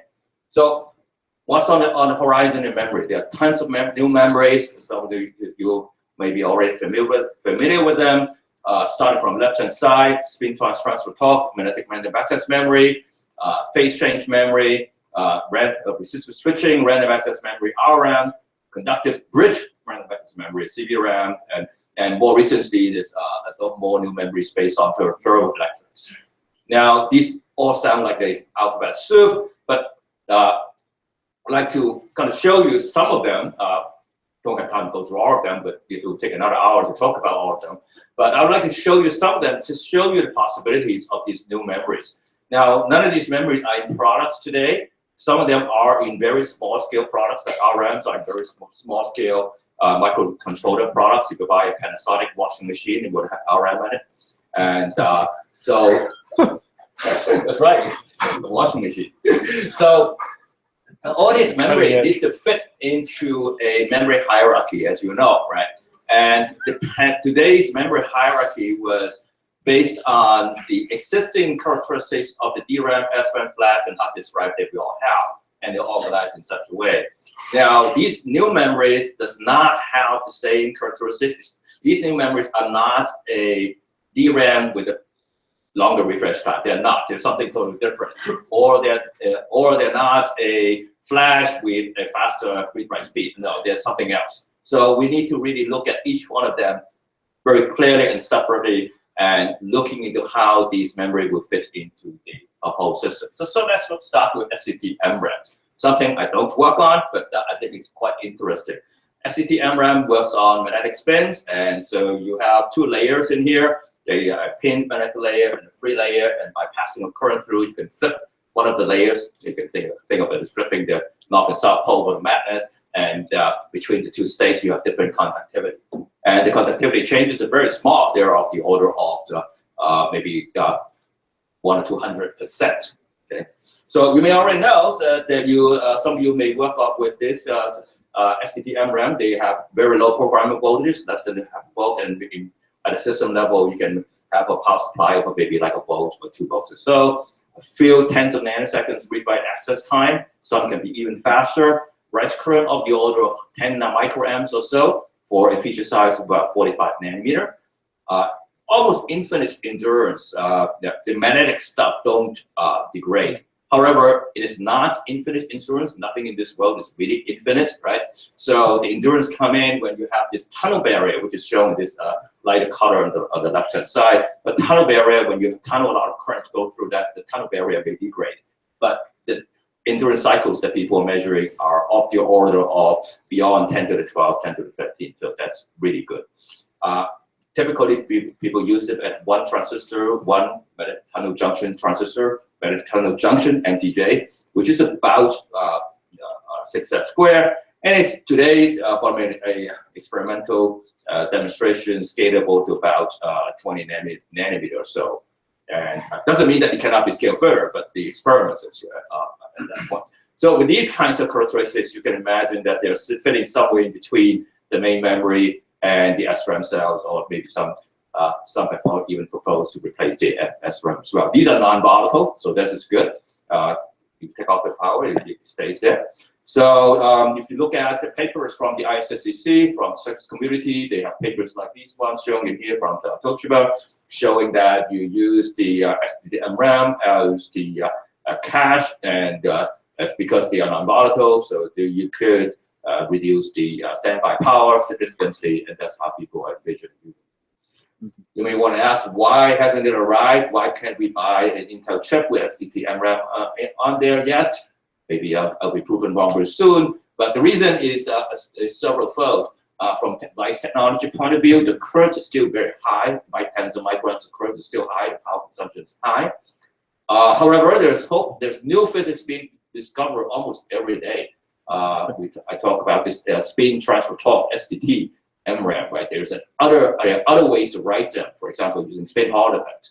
And they may reduce the write current by another 10 times. And scalability, device people are working on it every day. Manufacturing is a key issue. It's not really ready at the same time as SRAM cell. So for people who are really looking for high performance and memory, and if you ask them to wait for maybe one generation or half a generation later for that, they're not willing to wait. So it's a chicken and egg problem. And the other issue is if you look at the stack, material stack on the right-hand side, these are the material stack that you need to build the STT-MRAM. This example has 16 layers, and each layer is several angstrom thick. So you need to control that over the entire 300 millimeter wafer, or going forward, 400 millimeter wafer, 450 millimeter wafer. That's very difficult. And deposition and eye milling is our techniques that we don't normally use today in the semiconductor industry, and it needs to be developed. And generally, a lot of the material stack don't survive more than 400 degrees C device fabrication. But there are opportunities if you look at, for example, retention time of this STT-RAM. The retention time is mainly determined by the energy barrier for switching. the energy barrier for switching is expressed in this delta, which is the energy barrier divided by kT, normalized by kT, the thermal voltage. And for 10-year retention, you need a delta of about 40, and you want to have a large array with statistical significance, you need 60 of delta. And the right current is a function of the energy barrier. But if you want to use it as cash, why do you need 10 years retention? There's no need for 10-year retention. So there's a strong vector to engineer and co-optimize the design of the hardware technology and how you're going to use it. And there's a big knot you can turn to do this. All right, switching gear, I cover another type of memory, which is ARA, switching random access memory. This is a very simple memory. As opposed to the 16 layers of several angstrom thick material, you have very simple material. 2 metal electrodes, either titanium nitride or aluminum that you can always find in chip fabrication facilities. And sandwiched in between is a metal oxide, such as hafnium oxide, aluminum oxide, and so on. Those are the same oxide that you use for the gauge dielectric for your transistors. So materials are well known, very simple, easy to make. And you may already know that you can read or write at 10 nanosecond time. These and programming voltage about 1 to 2 volts. Write current depending on the material, you can go from even nanoampere or even below nanoamperes to tens of microamperes. And 20 to 12 endurance cycles have been demonstrated at the device level. If you have a 1 transistor, 1 resistor type configuration, you have something like a 6F squared cell, and you can build 3-dimensional RMs similar to the 3D NAND flash that you can buy today from, for example, Samsung that has like 32 layers. And it's scalable to nanometer size, so scaling in the relative dimension is not an issue. Fab friendly, as I mentioned before. If you look at the device characteristics that I show you, it probably won't be able to compete closer to the CPU, or not more like a L1 cache that won't be able to do that. But it's definitely better than flash in terms of read-write access time and so on. And so you can fit in the memory hierarchy somewhere, but they do have very different characteristics. So just to show you, this is not just cartoon, this is an example of how RM is integrated on top of existing CMOS technologies. This is 5 levels of metal, and the RM is on the top, shown up here. Here's another example paper from the ISCA from my colleague Simon Wong and his students, showing RM integrated on top of CMOS and built an FPGA. The FPGA has typically have SRAM switches, so he throw out all the SRAM switches and replace the SRAM switch by RM switches for reconfiguration. You can scale them really small. This is one example from my own student. This is about 10 nanometers feature sizes, and we've done also below 10 nanometer, but below 10 nanometers, hard to get a good picture. Had to cut it right there to get a good picture. But it has very good characteristics. Switching voltage about plus or minus 1 volt, and endurance cycle is 10 to the 6 cycles, even in the university lab. Right? So there's if you go to industry lab, you have much better control and so on. So that would be quite useful. There are throw more data on the table. This is turned to over upper left-hand corner, 10 to 12 cycles of endurance cycles shown at the device level by Samsung. Over upper right-hand corner is 4 levels, 2 bits per cell for these RM. So you can do 4 bits per cell, 2 bits per cell. Lower left-hand corner show very small programming current from Simon Wong's group, 50 nanoamps of programming current, and you can tune those currents by selecting the right materials. And besides, you can build these 3-dimensional structures, which I'll talk about in the next slide. So building 3-dimensional structure is important because you need to be able to build a lot of this. If you want to have a lot of memory on chip, a lot of memory bandwidth on chip, you want to be able to build them in a scalable way. Much of the cost in semiconductor manufacturing is in lithography and patterning. So if you are able to build many, many layers only by doing lithography at every layer, that would really kind of defeat the whole purpose of building many layers. So you want to be able to build many, many layers, but not doing so many lithography steps. The way to do that is to deposit all the layers stacked, in this case shown in here, like on the on the cartoon in the middle is 2 layers, and down there on the lower right-hand corner is 5 layers. You deposit all the layer stack without doing any of the lithography step. And then you do a 1-step lithography etch to etch through, in this case, etch a hole in there, and fill in the sidewall of the material with the metal oxide acid, what we call the resistive switching layer, and then fill in the middle of the hole, etched hole, with a pillar of metal, which forms the other metal. So you have in here the resistive switching oxide layer is along the edges of this, so sub-narrow. So he said in this TEM picture, the vertical RM is on the side. So if you take the device characteristics that I show you that has been experimentally demonstrated, which are the right-hand side of ones in black, about microamps of programming current, 1 to 2 volts of programming voltage, 5 nanoseconds, greater than 10 to the 9 cycles. And if you imagine a future world in which you have EUV lithography, which has feature sizes of 5 nanometer, and if you build 128 layers, you can actually have 64 terabits per chip, on chip, not off chip, not through a bus, not anything else, just on chip. You can get that. So and you can read and write in the tens of nanosecond time. So you have humongous bandwidth you have on that's available on chip. This is not, of course, you can't buy this today, but this is a vision that you can have going forward in the future. And so there are, Philip, two quick questions. So what is the ratio of volume devoted to wiring to get to the cells versus cells themselves? This is what you see. The picture is exactly what you would build, right? So the cartoon shown in here, the wires are on. This is a 2-dimensional wire at 1 layer in the bottom. One of the, in this case, shown at the bottom layer. It doesn't have to be a bottom; it could be at the top as well. And you have access in each of the layers. So the wiring is already dealt with in this very compact 3-dimensional way. And of course, we didn't come up with it. The 3D NAND flash are almost the same way, right? And the 3D NAND flash that you can buy today, it already has 32 layers. And I had dinner with my former student who worked at Samsung last night, and he said the next product out would be 48 layers. And the Samsung guys think that 128 layers is no problem, no sweat. I see. So 3D NAND flash. And the second question was, as you start, embedding compute elements in this fabric, I'm assuming you're going to have some ratio of many cells around it, such that you balance. Oh yeah, yeah. So in other words, you would not probably. I would imagine that if you want to immersive computation, you would not want to have an entire block of 128 layers sitting right there, because it doesn't jive with what I just told you, immersive computation on memory. So you need to be able to intersperse these layers with logic layers. You may not want 100 layers, you may want like 30 layers, and then some logic in between, another 60 layers, some logic in between. So that's what I would imagine. So right, and then I guess at the coarser the granularity here, the lower the effective bandwidth is going to be, right? Because you still need to have wires crossing this surface area. Exactly right. That's exactly right.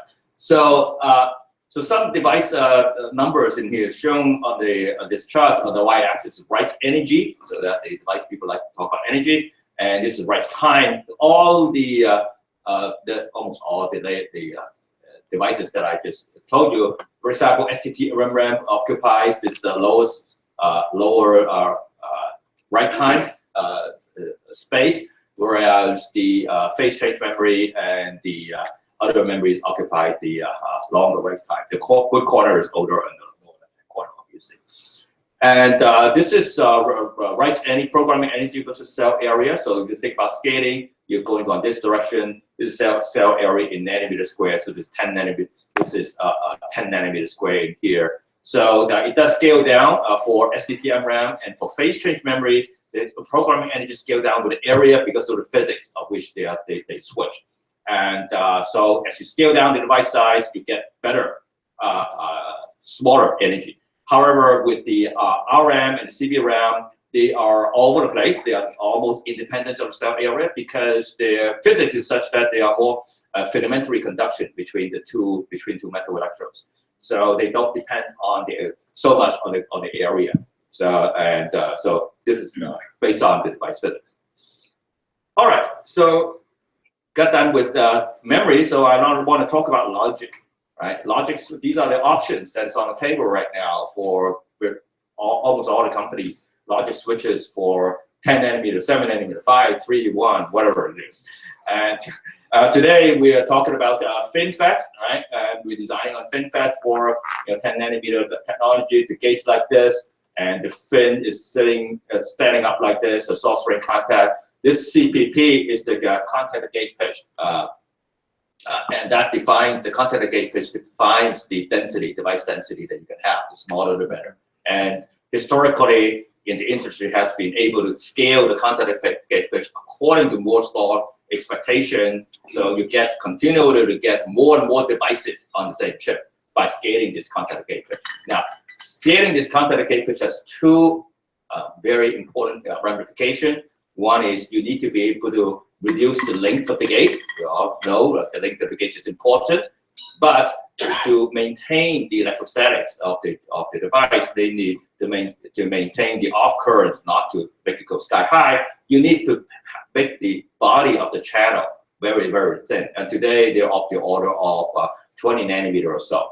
So you need to continue to scale it down. So if you imagine, if you shrink the gate length, it's an aspect ratio problem. You scale the gate length, the body has to become thinner.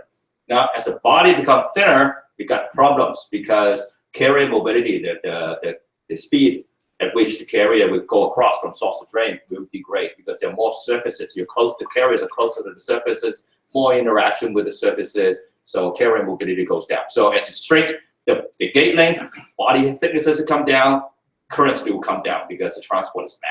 So that's one problem. The other problem is shown here is parasitic capacitance. You have the gate in here, standing next to, the gate is rather tall, standing next to two source and drain plugs. They have to go up, so you have parasitic capacitance going from the gate to the source and drain. The way to deal with that is people go to what we call nanowire. NW stands for nanowire. So instead of a big wall of fin, you chop up the fin into wires. So wires stack up on top of each other. It almost sounds like science fiction. I've worked on this thing for more than 20 years now.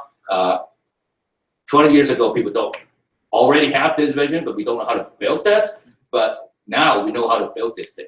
Nanowires stack up. The nanowires are of the order of 10 nanometer, 20 nanometer right now. But the vision is you have to go down to below 10 nanometer nanowire. So cutting out the nanowire reduces the parasitic capacitance somewhat. But one thing, the other thing to do is to not to have a very tall fin, but have a very thin body silicon insulator that will give you very, very low parasitic capacitance. That's another option here, extremely thin SOI, extremely thin ET-SOI. Now, as you go down to what do we mean by extremely thin? We're talking about less than a few nanometer, 5, 4, 3 nanometer thick of silicon across an entire 300 or 450 millimeter wafer. I'm not kidding. People are making these things, okay? And then if you think about thinning the body, there's nothing as thin as carbon nanotubes. The 1 nanometer diameter, perfectly thin, and this is another option that people are working on. So let me just talk about a nanotube a little bit in conjunction with all the other options that I showed you earlier. So the nanotube transistors is very similar to the cartoon is like this. You have source drain and gate, nanotubes lying this way. This is the SEM picture. You have 1 to 2 nanometer of diameter. And we've done some modeling about the performance of these things at the system level, not just the transistor, not just a FO4 or anything like that, or not just a ring oscillator, but the entire processor. This is an OpenSpark C2 processor with full physical layout, with place and route, everything, all the standard cells and place and route. And comparing FinFET, which is in blue, silicon nanowire in green, ET-SOI, extremely thin SOI in purple, and nanotube transistors, and you get about little over 3 times in energy benefit, and a little under 4 times in benefits in the clock frequency. So great benefits in here. You may ask, where did the benefits come from? Where did it come from? They come from the fact that you have simultaneous, very thin body of channel, which gives you very good electrostatic control, so you can have low off current, but still have very high drive current. and very challenging for bulk materials such as silicon, germanium, or 35. And if you look into the carrier mobility, as function of body thicknesses, these are experimental data. These are not models. These are actual experimental data that people show. Nanotube transistors are up in the thousands. These are ultra thin body SOI, FinFET, and so on. They are, even though they started out high at relatively thick body thicknesses, a few nanometer, as you get down to 3 nanometer, the carrier mobility goes down. In other words, the on curve will go down. So if you look at the energy delay products, CB squared times CB over I, you get these benefits numbers that I show you here. And really, the key point is that you are able to make the circuit timing fit circuit timing with a smaller width transistors, and therefore you have lower parasitic capacitance, and therefore you have these benefits. Yes, question. One question is, we know what the ratio of dynamic versus leakage power. What ratio of what? Dynamic versus leakage power. Oh, okay. Ratio of dynamic. This is very at the system level. You end up with the same optimized solution, namely the dynamic and the static power are kind of balanced, so to speak. So these are all this chart in here run through a number of design points that has various power supply voltages, various threshold voltages, and so on and so forth. And these, what is shown here is the Pareto optimal out of all the other designs, including all the placement routes. Okay, so I show you the modeling, and you may ask, what can it be built? You can actually build a common energy computer out of entirely out of common energy. No silicon, nothing, just nanotube and metal wires. So this is done collaboratively with Subhash Mitra and myself. A very simple architecture for the computer. A SEM picture down there with the major blocks in here. You build the entire wafer. All these wafers, all the chips in here are, each one of these chips have these computers in here. Now, in addition to the performance benefits, let's say roughly about 10 times energy delay product, you need to take logic and memory technologies that allow you to go into these three-dimensional integration vision, that you are able to build three-dimensional layers of memory and logic together, right? And the key point is that you need to pick device technologies, both logic technology and memory technology, that do not require very high temperature of fabrication. Today, silicon technology, you typically anneal them at 1,000 degrees C or 1,100 degrees C for a few seconds, and so on. So you should not pick those technologies to allow you to do this three-dimensional integration, because that will make the fabrication very difficult.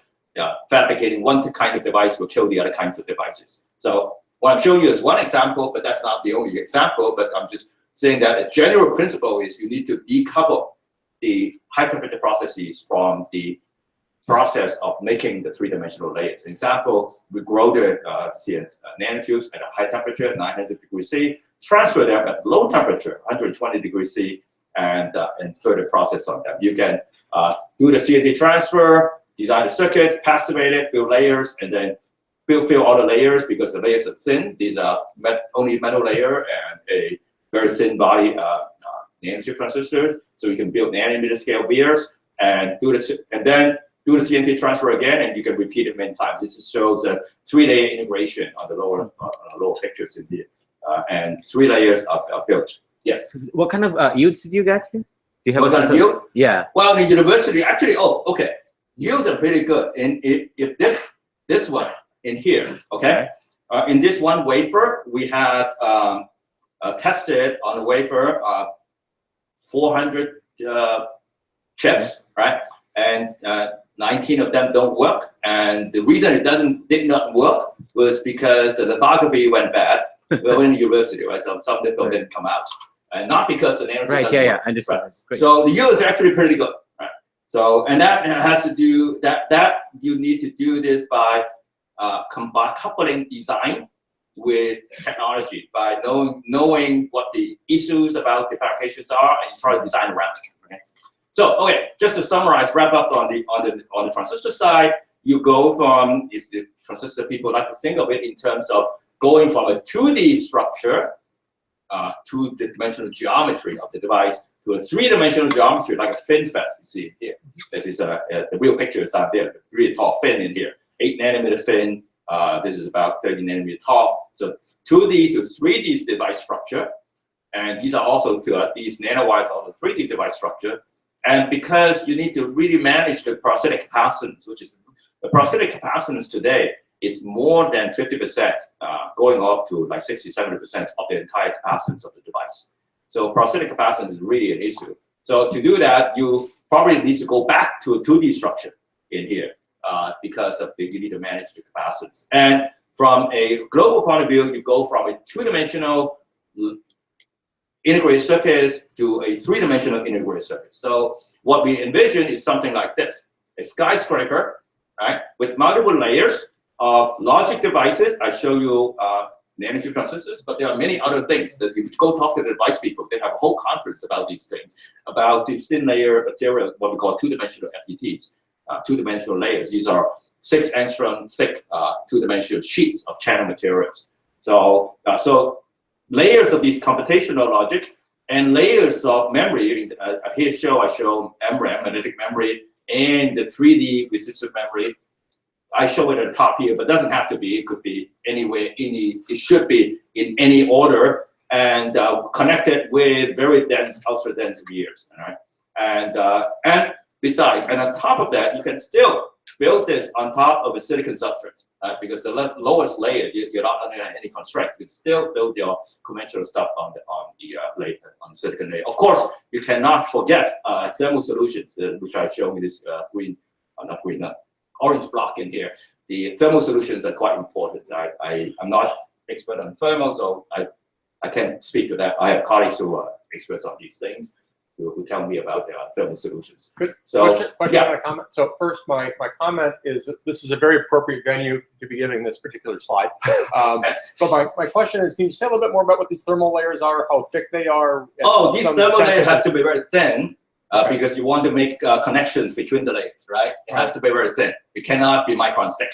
So these are, I'm talking about technologies that do not exist today. We need to innovate, right? And yeah. So how many different masks do you want for each layer? One. Yeah, well, today you build a CMOS layer, you need like 30–40 masks, right? So each of these is cost, right? But you get performance, right? You get performance. So some of us, a bunch of us from Michigan and Berkeley and Carnegie Mellon and my colleagues at Stanford wrote this paper in in the special issue of the Tom organized in the IEEE Computer magazine, and that describes some of the things that we've done, which we call Next N3XT, Next architecture. We have analyzed the benefits of doing so, and show you some of the results in here. Benefits in terms of how many times you have various applications. Remember, applications are important. You can't talk about performance without knowing what the application is. And you get very large numbers, just mainly because you have access to very high memory bandwidth memory on chip. Right?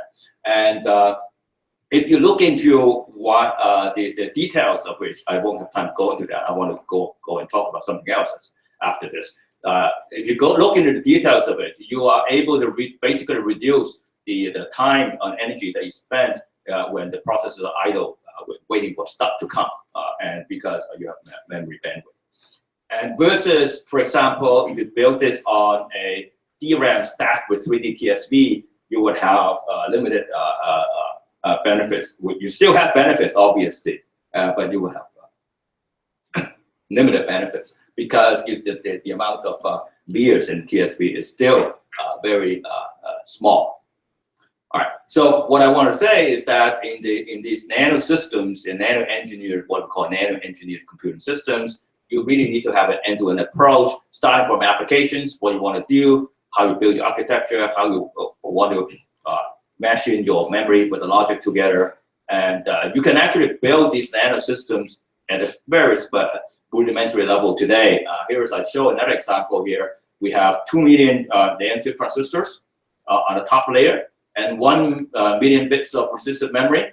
And underneath here, we have a classification accelerator, which is built with computing logic based on carbon nanotubes. And you would then build memory here, 1 megabit memory, and you have high density sensors on top, millions of sensors, and all connected together with ultra dense via vertical connections. And you would be able to get terabytes per second of sensor data bandwidth and with in-situ classification. So before I close on this part, I would like to just go back to the beginning and say it's really a supercell of twisters of technology and architecture and software together that need to co-evolve. And the system vision of device technology is to build these layers of device and logic and memory together. So with the remaining 10 minutes or so, I'd like to cover some other aspects, what's beyond the conventional type of architecture, conventional things. And if you look at this block in here, it says these technological innovations will have to be developed in close collaboration with computer architectures. That's what we're doing in here. And we would like to be informed by growing understanding of the brain. So a lot of people are looking at the brain and try to see what's going on, how we can make use of it. It's really a broad field that covers learning algorithms, understanding about biology, and building chips that implement these biological functions, and instantiating down into devices that will do specific things to implement or emulate some of these biological functions. So if you look at what we're doing today in machine learning and so on, we run all the learning algorithms on the GPUs and CPUs and so on. It requires humongous amount of power and energy, and that because scale. And this is only today. If you go forward and want to scale up, you see the problems that are coming up. But you can see you can build very special hardware. Just showing some examples in the recent ISCA from MIT and from College of Stanford, and also in Bill Darley's group. You can build very special hardware that implement, for example, in these cases, mostly influencing, and very, very low power consumption. All right, so then that brings up the question of what are the special things you can do in terms of circuit design and also device technology that allow you to further enable you to scale up in terms of system size. So if you look at the approaches for like brain-inspired computing, neuromorphic computing, whatever you want to name it, there are two broad areas. One is biology-based models and algorithms. The other one is just machine learning algorithms that have nothing to do with biology. Who cares, right? And then on the vertical axis, you can have what I call neuromorphic hardware, and the other one would be the more conventional hardware, like CPUs, GPUs, and things like that. And within this neuromorphic hardware, there are a community of people attempting to use analog non-volatile memory to implement some of this neuromorphic hardware, mostly to implement the analog weights in the algorithm. So examples are, for example, the brain emulation, blue genes. These things are kind of in this kinds of category. Doing finding cats on YouTube and stuff like that fall into this lower right-hand corner in here, and the True North and Spinnaker chip and the Heidelberg chips in Manchester in Heidelberg fall into this specially designed neuromorphic hardware, biological-based algorithms. But then there are other examples that people are using to use these new types of memory, phase change memory, RRAMs, CBRAMs, and so on, to implement biological-based models, as well as just plain conventional machine learning algorithms. So there's a big group, a fairly broad coverage of everything. Today, large-scale architectures, shown some example in here. In UCSD, this is the work done by Gert Kohlenberg in UCSD, showing using analog neurons and tree routing, and Barney Bohan at Stanford having this neural grid. Again, using analog neurons and tree routing.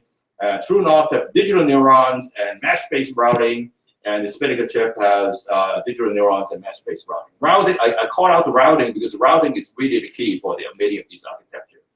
It consumes a lot of resources.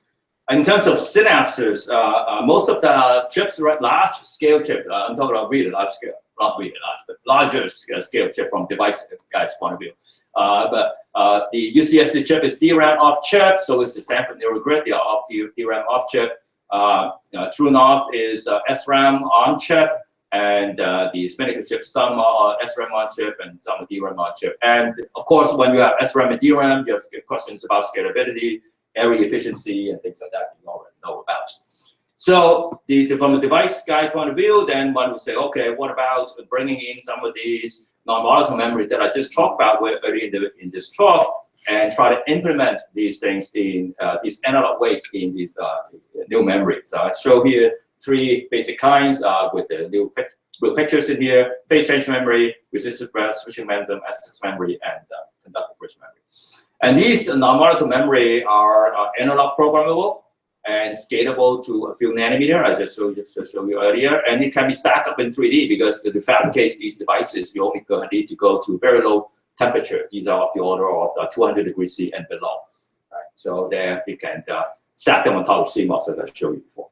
So some examples. This is phase change memory. In this case, you can actually program this phase change memory in an analog way. They show resistance versus pulse numbers. I ramp it up and down, and to get by custom designing the pulses in here to get 100 step of grayscale, 1% resolution. So you can really do analog programming using these memories that were developed originally for storing digital bits, storing ones and zeros. You can do this also with RRAM, which is resistive switching random access memory.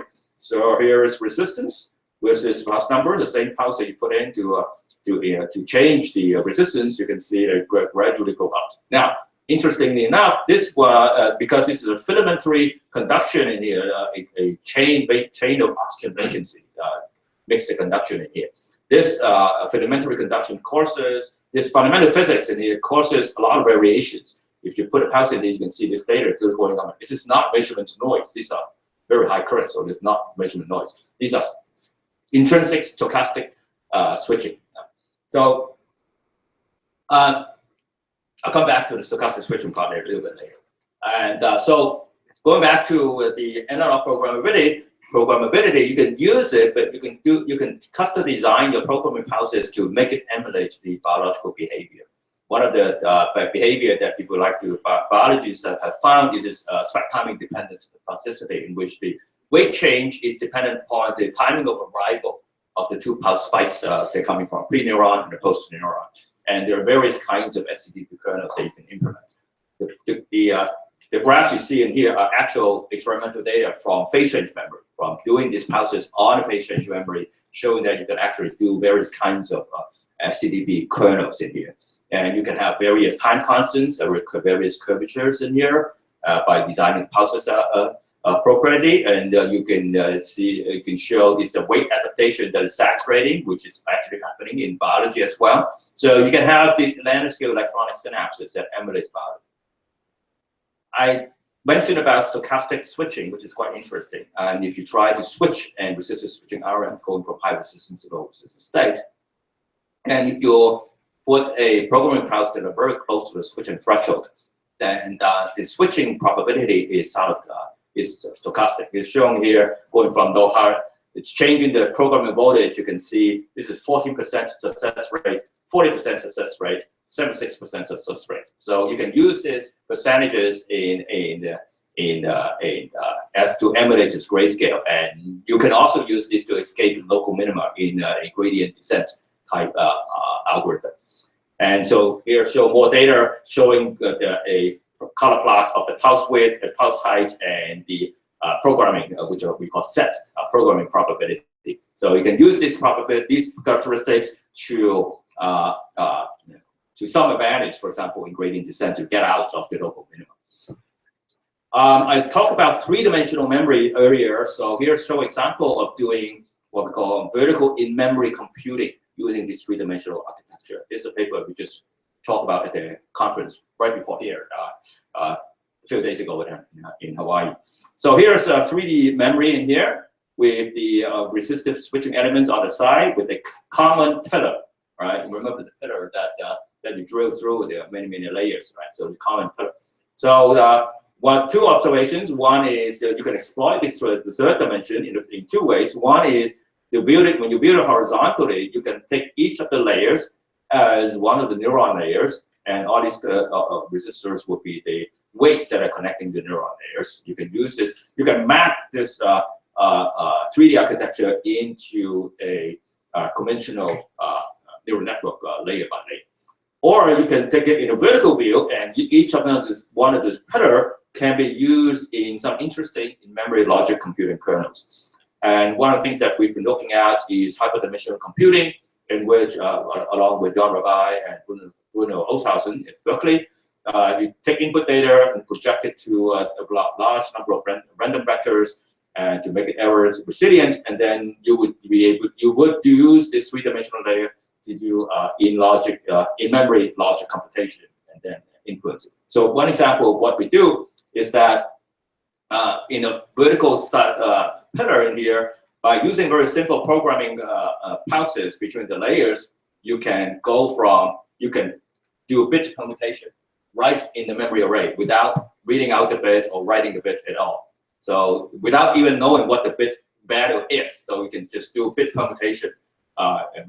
In this case, I show bit permutation going from one layer to the other layer, but you can also do bit permutation in random layers as well. So there are these kinds of in-memory computing that you can do within the memory block without taking the data out and do some computation and writing it back. So because taking data out, writing it back takes a lot of energy and time and so on. So those are device level. People are doing also array level demonstration, although the array is really small right now. So one example, my students shown 3 years ago, 100 10 by 10, 100 devices of phase change memory, basically do a fully connected Hopfield network to do some pattern recognition. Here showed more recent work from IBM, 2014, 165,000 phase change memory synapses doing gradient descent back computation. Here's another example from Korean University, 192 synapses with RRAM with happy end learning. So people are building these kinds of things right now, but the array size tend to be rather small. So here's an example of restricted Boltzmann, implementing restricted Boltzmann machine with a phase change memory. So we have a 2-layer network with hidden nodes and visible nodes and a very conventional RVM structure. So you have this is a chip itself, phase change memory chip with 10 by 10 array, so 100 devices, and you can program the resistance up and down with some changes in the resistances and so on. And so we partition the array into 2 in this case because it's easier. You need to get the weight to go up and down, and it's harder to program the device going up and down. So you can use 2. You can take a factor of 2 out of the memory array, and one side for a positive weight change, the other side for a negative weight change, and then you feed it through a differential amplifier, and you get positive and negative weights. So you can use this. These are actual measurements data from the phase change memory array. You can do inferencing after training, and but I do want to go to this charts in here to show you there's very interesting interaction between actual devices, and the algorithm. Here is the error rate for recognizing patterns and versus the number of patterns being stored in the array. So before training, the error rate is half, of course. And after training, after 5 iterations of training on the PCM, you can reduce the error. And after 10 iterations, you can reduce the error even further. And after 30 iterations, you begin saturate. You don't reduce anymore because your capacity to store stuff has increased. In fact, if you go through another 70 iteration, it actually gets worse. It gets worse because it gets saturated, and you're writing the phase change memory more and more, so the resistance value is saturated, and you're losing dynamic range. So that's quite interesting. Now, if you compare that with what we call a infinitely precise synapse, which we implement with a digital bit, 64-bit, right? If you go through 70 iteration, you can still continue to reduce the error rate. And you compare that with conventional hardware, you have great advances at the device level, right? This I emphasize, because these are at the synapses only, without all the neuron, without all the other stuff. Yes? If I learn to this PCM hardware, can I unlearn and start? Yes, you can unlearn. You can do a reset and start over again, because you start from one resistance value, you start the program, then your resistance starts going up, but there's the dynamic range is not infinite, right? You hit a ceiling somewhere. That's what you're seeing over there.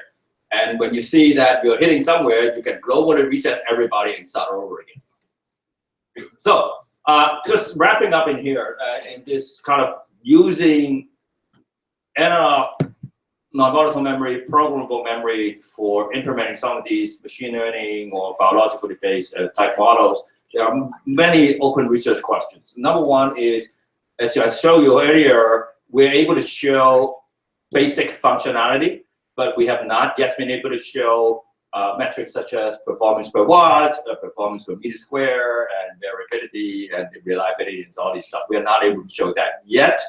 And scale up is an issue, right? I show you arrays, single devices, as well as arrays of like 100 devices and 160,000 devices. They are really small compared to what we need to do for a real application. So scaling up is important, scaling up the system size. As you scale up system size, you need to scale down the device size as well. So that's an issue.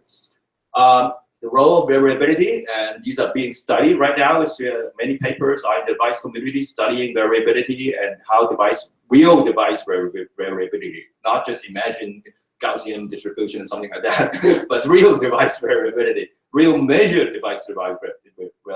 And that has to be measured at the array level, and that's very active going on in the device field.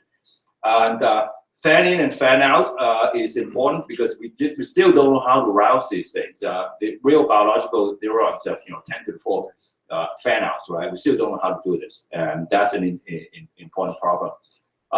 Low voltage is important, and we need to get devices that operate at very low voltages because the wire energy is important. Wire energy is almost as important as the device energy. The device people like to thump their chest and say, oh, wow, we get the lowest device energy, but they forgot about wires. So generally speaking today, all these new devices, the device energy are of the order of the wire energy if you have a significant size, for example, like a medium this, 1K by 1K array, for example.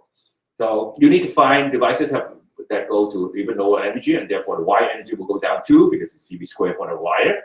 But once you bring down the voltage, you start to introduce errors and variations.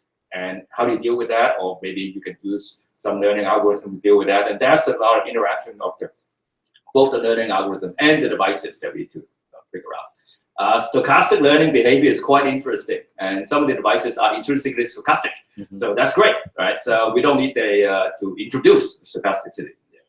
And interesting thoughts about metaplasticity. So there are some work in the neural network field or learning field that says there are internal states that you cannot externally measure, but there are states being stored. And there are devices that may exhibit these kinds of behavior, and quite interesting to explore. Timing introduced as a variable in neural nets, as you know, in biological models. Learning rules, I'm not an expert on that, but there are tons and tons being evolved, and device people have a hard time catching up with all the learning rules. And really, you need to have algorithm and device co-design, as I showed you, that some of the device behavior have strong interaction with the algorithm. And finally, I just want to emphasize that materials and fabrication all these things have to be, you need to provide humongous amount of analog waste, and it has to be integrated in 3D. And so 3D integration with high density memory layers and so on is quite important. So wrapping up, I want you to remember supercell is a hardware, software, architecture code evolution across the world from today, tomorrow, and today after tomorrow's situation. And these are the characters who are working on the supercell at Stanford and the Systemics Alliance, which is an industrial 3D program we have. And also want you to remember N3XT next, which is our nano-engineered computer systems technology. A bunch of people from Stanford, Berkeley, Carnegie Mellon, and Michigan has been working on those. And there's somewhat work, modeling work shown in the paper that in the special use that Tom Conte has organized. I want to thank my collaborators working on this in remote computing, some from UCSD, IBM, Peking University, and the Nano Device Lab, who work with us on the 3D RRM. Of course, professors don't do anything, and students do everything. So these are group students. Sponsors, Kent, Docker, Starnet, Sonic Center, and also I'm part of the Expedition of Computing in Visual Cortex and Silicon out of Penn State, which is Narayan. And some of the work is supported by the Stanford System X Alliance, and the Non-Volatile Memory Technology Research Initiative. And those are member companies, thank them. And from the other memory technology initiative, those are member companies. Thank you.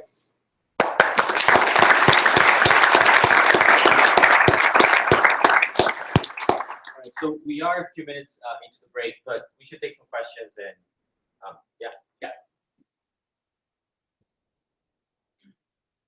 Great talk. Can you comment on how sensor devices are scaling with respect to the compute and memory devices? How The devices used in sensors.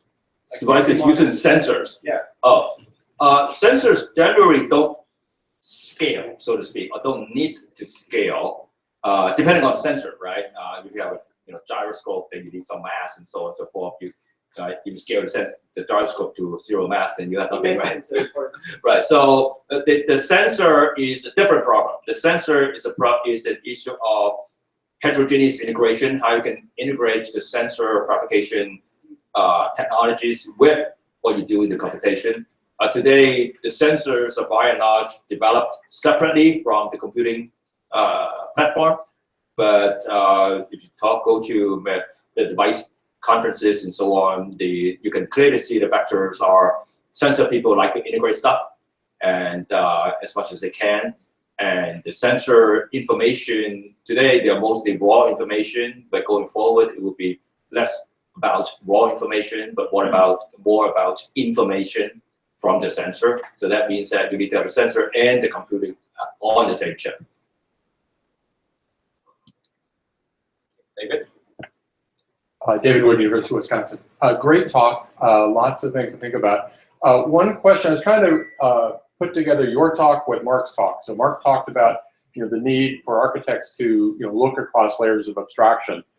At some level, you've done that in spades, right? You're going from algorithms all the way down to device properties. And as an architect, I need some abstractions, right? I need to and so we have been the lowest level of abstraction as architects has been binary. Do we need to go below that abstraction to take advantage of the device properties that you're talking about? Great question. I think we need to go below the binary because if you take an example of machine learning and neural network algorithms and things like that, right? Much of those involve weights, that has a grayscale. So today we implemented a grayscale by having multiple bits in the DRAM set, in the DRAM chip, right? But that's highly inefficient for two reasons. One, DRAM is off chip. Once you go off chip, 10x worse, right? And the other is once you represent grayscale by multiple bits, then you need multiple cells, right? So instead of that, you could potentially get one cell that has all the grayscale that you want, right? And the cell is on chip. So that's from device guy's point of view, that's what we would like to provide, right? So it seems that the abstraction level has to go down from binary bits to analog bits. And not only that, many of the memory devices that I showed you, or some that I didn't show you today, I showed the names but didn't show you how it works, right? They have certain inherent stochasticity, especially when you try to squeeze the last bit out of it. For example, if you try to reduce the programming voltage, then you are into this stochastic programming regime in which you don't always succeed in programming. So you need to also introduce another level of abstraction, which is how do you model or describe the stochasticity. So if I can just take one last follow-up on this. So if I go back to the origins of binary, I'm actually a second generation computer architect. My father did analog originally. The argument for not doing analog was error detection and correction. And so, do you have any insight into, if we do go into, into the analog regime, how are we fundamentally going to deal with error? Because that's a really hard. That's a great question, which I don't have an answer to. I mean, this is certainly outside of my area, and that's why I want to come to this conference and figure out what's happening. We should talk. All right, just one final question. Are slides going to be available? We're gonna make them available, right? Sure. Yeah. Perfect. With Professor. There's a video. Tong Yagu from Google. You mentioned a lot about how the number of devices will scale, or how power is scaling, and so on. And I know this is not a fair question to academic people, but can you share your vision how the cost will scale in the future? Cost scaling, very interesting. You could make several different kinds of arguments. I'm gonna make some statements that I probably will regret in 10 years, right? So. I used to work at IBM for many years before I became an academic. So today we are scaling chips, right? Much of the cost is in the fabrication, lithography, and so on and so forth.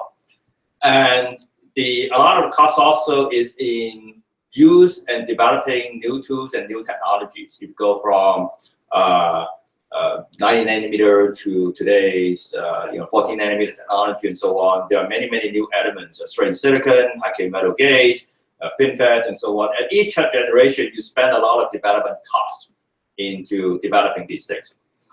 And so it seems that going forward into the future, you will have a situation from cost point of view, it may get to a situation where you would not like to develop that many of these kind of new things. These kind of new things would develop because you want to strengthen the transistor, right? But instead, you want to build up many layers, right? And each of the layers, of course, requires new technologies and so on and so forth. But hopefully, the advances of new generations of technology are described as repetitions of many layers. So today we have 20 layers, and next generation might have 30 layers. That's how we would describe that, and hopefully these layers are the techniques to make each of these layers unknown, so that you just add more, so the development cost is less, and that's kind of like maybe that will happen, but nobody has a crystal ball, right? And well-known people have been known to be proven wrong, and I'm sure that if this video streaming will be recorded in 10 years, I will be proven wrong. With that note, let's thank Philip one more time.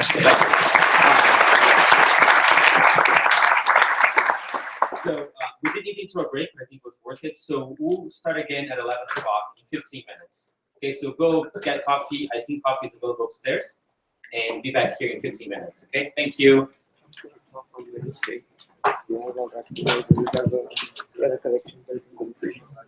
Okay. I mean, there are some answers. They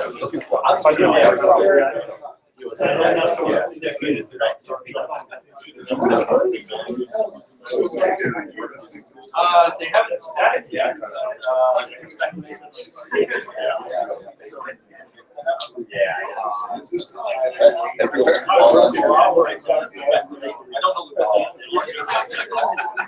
Thank you. I saw we have like there's a district. Great.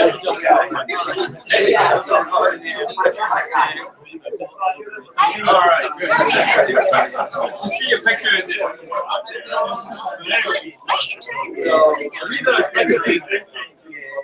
Yeah, I don't you think I'm sure it's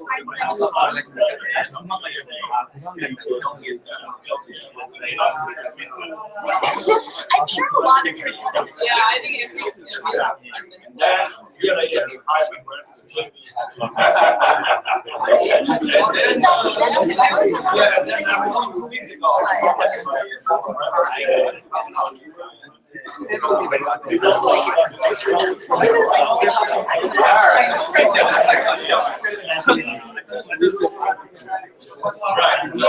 Highly suggested. That's what you have. Yeah, I was getting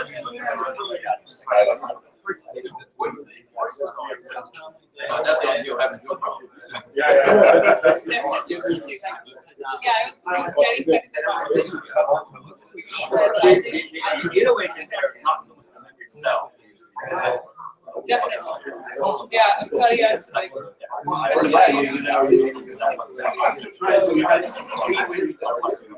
Yeah, we have, so we have like 90 cities. Small cities, so we have to put that in. Not bad. Yeah, because there's still options. Right, so that's the thing. There's still options. To really make a threat of traffic, For the device, the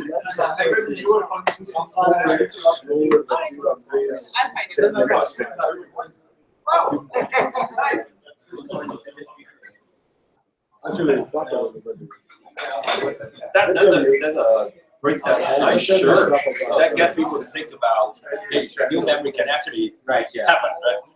So the other technical thing I was curious about is that, I mean, so all of the 3D work that is very, very regular, right? If you look at 3D structures in biology, are highly stochastic. So do you have a sense of how much are we losing or are we gaining in terms of like having a much less regular 3D structure? I don't know what the answer is. It's a great question. That's a great question. I mean, this is very irregular. It deals with unreliable devices. Do you go to the molecular level, like you look at some protein crystallography images, because we're looking at protein potential transistors, and you like, highly densely packed 3D, but not regular in any way, right? But extremely, rather dense, right? Yeah, emulating the structure of the brain is very difficult from the device fabrication point of view. Well, because of connectivity. Yeah. Or you can start by making it random, right? There's no way you can actually have a but even the fan fabrication process. Well, even the fan, can you imagine a fabrication process that's stochastic in nature? Like as you grow, each grows in a certain direction, and then later you figure out what it is. Yeah, but Intel tells you that we'll sell you a chip, but if you don't know what a chip will do. No, but then it can abstract that away, right? So it isn't so much that we can't do the connectivity, it's that we don't understand the connectivity, so we're overbuilding the connectivity. Yeah. Well, the other thing about the brain is that That's the real issue. the brain, the brain communicates very different from wires. The wire, we do wire, charge of the wires, and hold it up. Oh, I see. You planted it. The brain do pulses. So in other words, so they are moving in the transmission line mode, right? So they can do that because the pulses are very slow. Pulses are millisecond slow. The device physics is such that if you have to use this kind of mode, pulse mode that the brain does, So can I just wander around? You can wire. So you are it's very difficult. So the physics of the materials and stuff that we use. No, because metal is too conductive, too fast. It's too fast. So if you set a house, if you use to want to communicate using a house instead of brains, you'll be very fast. You're in the transmission line, so you're not in the regular line. And so imagine you're in a chip with terahertz pulses moving around. The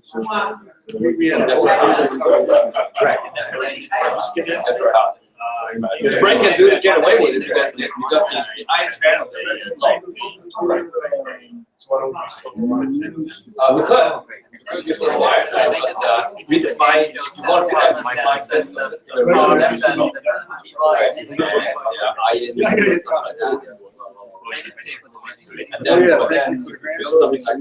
Actually, I want a channel that's very slow. And say, well, we can do that, but then the problem is those things tend to be big. Well, we just couldn't get our act together. Yeah, see, I was just talking to Paolo, basically. So, you will get successful. What's the more question about the abstraction? Yeah, well, I mean, it's a it starts to get at it, but it's. So you think there's a chance? I mean, the thing is, it's hard to submit something else. I think so. We're gonna find a spoon for this. Well, the median deadlines are. I don't think the device guys can deal with it. I think No, and I think the problem is so then you're exposing, I mean, so we can deal with it at the algorithmic level, but it's like making everybody, all of a sudden it's like, well, what's the abstraction? You're just giving me a mess of devices. And, history has not proven. I think history demonstrated that that Okay. binary was an incredible How would we useful investigate? abstraction. Of course, yeah. You know, and it's like, we have Fun knowing. It's not just one thing, it's like, It could be you know, anything. I actually think it's an incredibly useful abstraction. It's not clear, you know, it may well be the case that you have, but it's very useful for very long. Normorphic computers will analyze far here. Okay, thank you, I appreciate that. I agree with that. I think, sure, I mean, there's no question about that, but to say, you know, but I don't see it as a processing. I know. I bet your dad had to be convinced about that. So it's going the other direction. Yeah, I mean, it's, I don't think it's gonna be either or, but I think it's a question of what are the abstractions? And what is, clearly in applications specific domains, binary doesn't need to be abstraction. But it comes back to the whatever way it's binary now layer on top of this, analog, abstraction, and what is the abstraction for analog? Is it just what this device does, or because if you go back to old analog computing, it was abstraction, right? Right. Well, not only analog, but you need to describe the variability of constants. Not just analog. I know. Beyond Well, that. exactly. But it's like, so what are the abstractions? What are the abstractions? Abstractions of resistors, capacitors. I know, We've but those handled are. this before. Those don't capture this, Yeah, but the resistor is not one value. Yeah. Communications theory has dealt with the stochastics in analog physics. But one thing I know is moving memory. You're saying that it's solved on like. I'm not saying it's solved, I'm saying it's tolerated. Oh, that's nice. You are kind of doing a sabbatical over there? So, for example, specified. Yeah. Oh, okay, yeah, I know that. But I think, Which direction are you in? I would say none of those issues are. Size of it. Okay. Okay, all right. What software engineer knows about it? That's the problem. No, I don't think it's the problem, right? So I think what happened. Yeah. So I think I talked to Saka, the layers of abstraction that we're so comfortable with are disintegrating.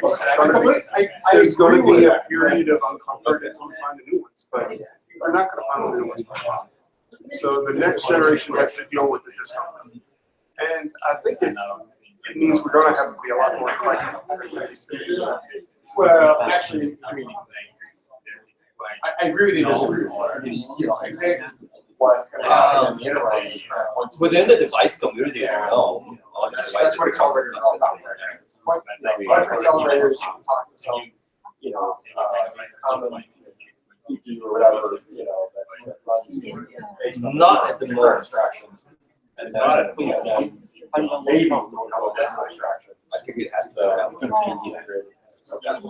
But, so I'm not really sure it's, there's going to be that much discomfort. Yeah, once you get down to Whether or not you need to expose all the properties, clean and nice as before. I think that's a really, No, we don't. well, the question is, do we need to expose any of them, right? Because I think, what you're really saying with your market is that when you're exposing that, Which is fine, because then there's a software community that works on it. So the myth. We should have this with coffee. Yeah, no, we shouldn't use coffee. But coffee will do. Could be.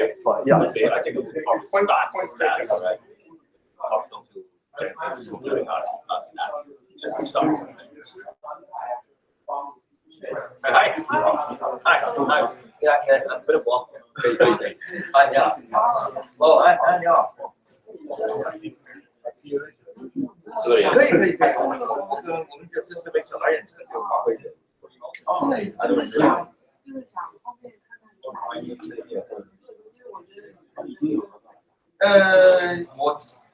OK， 我是这个 system design 的 faculty director， 所以我们 system design 有一些 project 就是发挥关系。可是我自己的 project 就是没有对。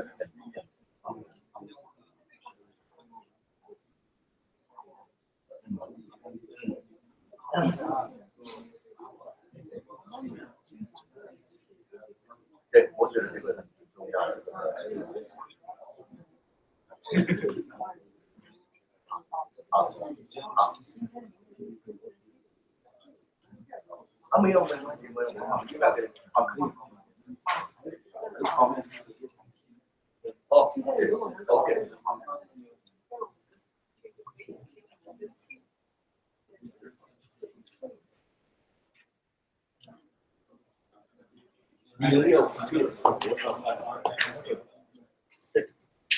这个可以哦 ，OK。这个是里头有。Okay. Do you have a computer? No. No. Okay. Without me winning.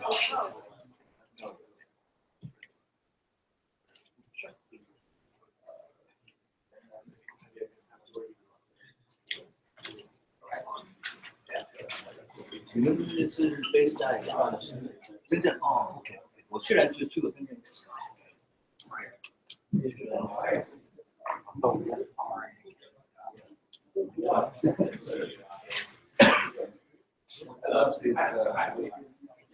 糖量哦，是糖量。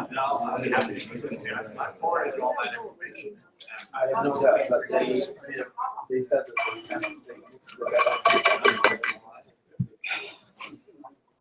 Minister, I believe they are. That was actually my fault. Projector working. It was. Thank you. So I have no session here. Breakout session. You want to listen to them as you get I'm happy not to. Yeah. I'd much rather Kibitz than right, yeah. It's an outbreak. And we're gonna be done with that steps though. I know. Are you going to install? I am planning on send out. I'm kind of ready to do that. Yeah, I feel like, at some level I feel guilty that I didn't know. I studied outside. I organized a team. And then I participated. Yeah, I think that it's a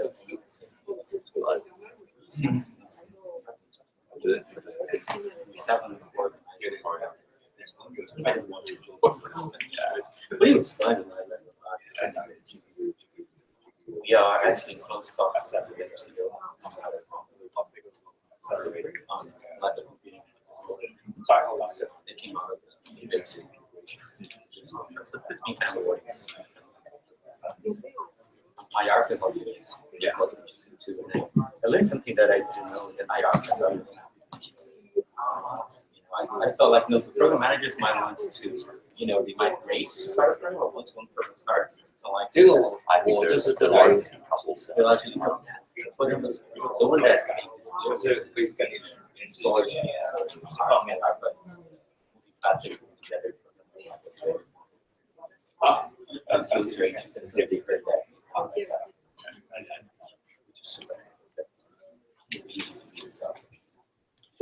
Probably don't like something bigger. Less money.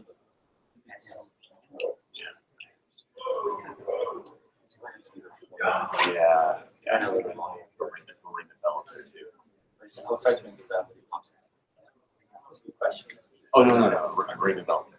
We're going to develop now. Should I come down to the session? Sure. So are you guys looking at 3D as well? I'm sure you are. So we're paying attention to what's going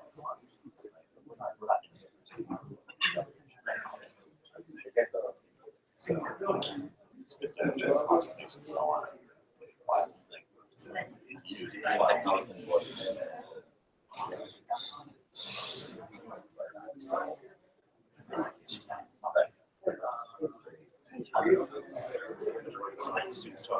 So there you go. That was good. What was it doing the break? Yeah, they didn't take a break in the beginning. Well, so just wait 2 more minutes. I think we're probably better off going a little bit. And then we can run a little bit to lunch. Yeah, that's right.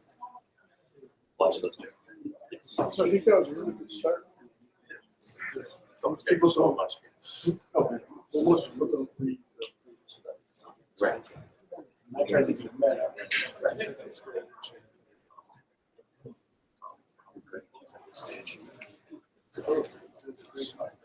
Exactly what we wanted. There's some beats at the end. Something. That's right. That's right. That's what makes it interesting. So you know, make all the slides. Well, that's actually going to end up on YouTube, I think. Yeah, I'll try to. No, we'll go outside for us. No, we'll have to ask him. But everybody. How you doing? I'm good. Good to see Mark. Mark, you'll rush. So somebody should scare people down. Yeah, should we just run there? You're going to introduce. Oh, well, we'll wait one more minute. Why don't you run up and people are coming, so. Yeah. Liz, if you run up, you go up and clap your hands, and when you come back, we'll start.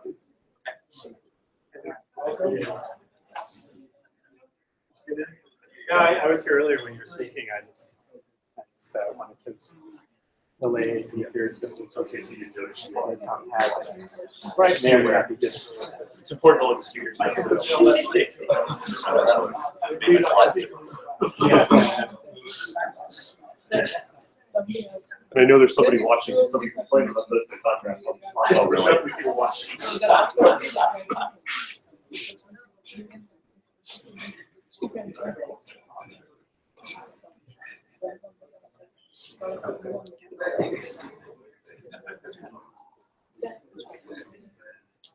Then she was like, she was amazing.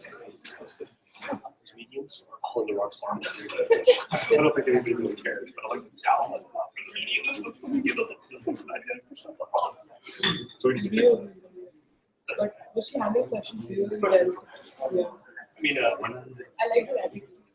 it was an appropriate way to get rid of it. Yeah.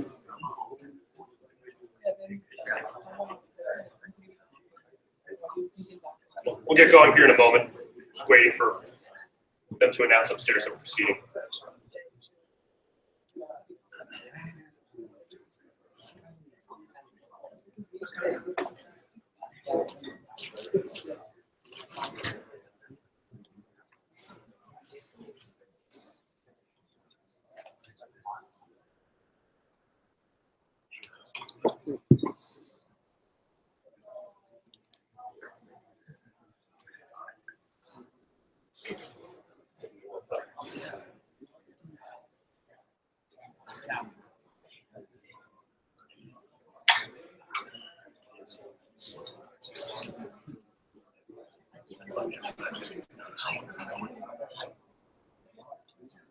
We'll wait for somebody.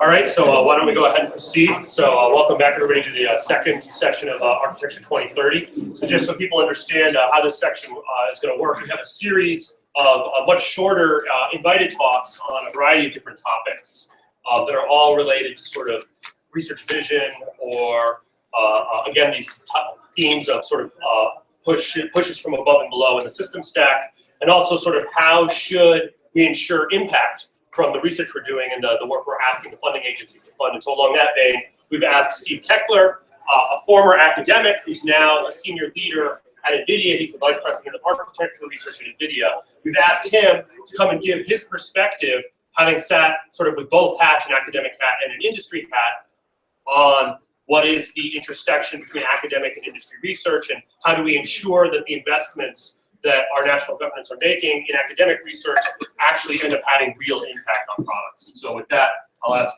Steve Keckler to take it away. All right. Thank you, Tom. Thank you, Louise, for organizing this. This talk emanated a little bit from a conversation that Louise and I had back in March at a workshop we were both attending, and we were sort of discussing, well, you know, what have I learned about my time in NVIDIA relative to my time in academia? So he asked me to consider coming and talking a little bit about that. So I'm going to spend about the first half of this talking about that in particular, and specific lessons. And then I'll transition, say a few words about my perspective on Architecture 2030 as well, from the industry side. Okay, so Tom gave me a little bit of an introduction, but I did spend 14 years as a tenure track professor at UT. and the past 6 years leading architecture research in NVIDIA. So really my mission of myself and my group is really to drive architecture and innovative ideas into our products. But of course, we have this interesting balance. If we're too out in left field or too far ahead, then it's hard for us to have an impact on the product. But if we're too close, then the product group is going to get our lunch anyway. So we have our own interesting challenges there. As a part of that, the job of myself and the members of my team are to pay attention to the trends and what's going on in research more broadly, academic research and otherwise. But also, it's not just architecture. What I've found is that my time in NVIDIA, in some sense, I've had to be more broad than I was when I was in academia. It's actually my job to interact with people on the circuit side, on the application side, on the programming system side, because architecture sits in the middle of that. And any ideas that we come up with are going to have an impact across that span. We do have many collaborations with university researchers and with other companies as a part of keeping attention to what's going on. And one of the things that I've learned is really how much you have to invest in technology transfer to have an impact on the product team. Again, that's speaking for myself within the NVIDIA research organization. I think there's some lessons that we can transmit to you on how you might consider that from an academic side as well. Okay, so quick disclaimer, these are my opinions. They represent my experiences. Your mileage may vary at other institutions, right? So the usual sorts of things. My slides have not been vetted by the NVIDIA attorneys. They don't require us to do that, unfortunately. So it's not that kind of disclaimer. But that's fine. Hey guys, all 4 of them. Okay, so I think part of this also came out of a little bit of the panel session at HPCA, where there's a little bit of I don't know, hand-wringing or discussion of, well, are we relevant? Is the academic architecture community relevant? Does industry pay attention to us? So I want to kind of give you an idea of my view on that as well. Okay, so first of all, yes, academic research is very relevant to us. This is a list of academic collaborations that are going on today that I know of. And there are many that I'm sure I don't know of. Now, I said about collaborations. I'm not talking about us giving some money and then go off and do something we pay attention later, right? These are things that, where NVIDIA personnel and academic people are getting together, talking about work, having a joint project, developing joint software, passing things back and forth. Right? And David, I didn't put Wisconsin on here. Good. Yes, I do have conversations with Dave, and I have a student there as well. Okay. Now, this isn't just architecture. This spans the activities of NVIDIA research, certain applications, graphics, and so on. Now, I would also argue that there are many examples of technology transfer, technology that started in academia. And again, sort of from the specific ones at NVIDIA.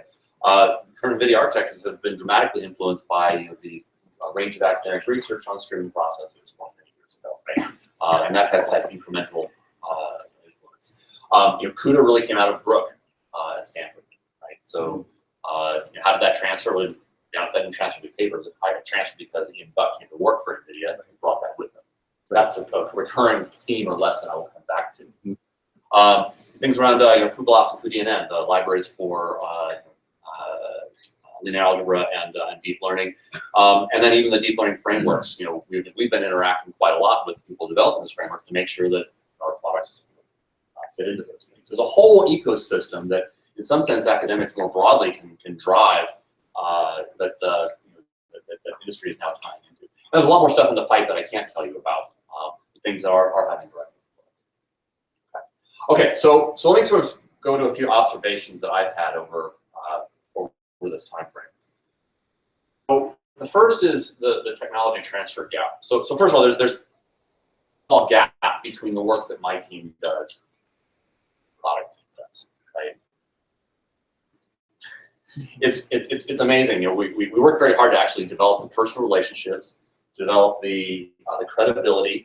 When I first arrived in NVIDIA, didn't exist yet. They had a track record or a history of, gee, these guys actually do know what they're talking about. We should pay attention to them. I have to say that's changed, but it takes a while to build those relationships.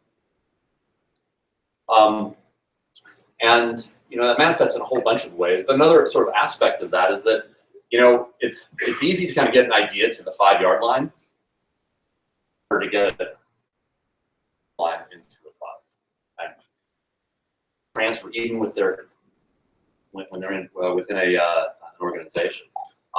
They really are transferred by people. So I'll give you an example. Not long after I joined video, we started a project looking at GPU of the future. There are a whole bunch of new ideas, some of which we published, some of which we didn't.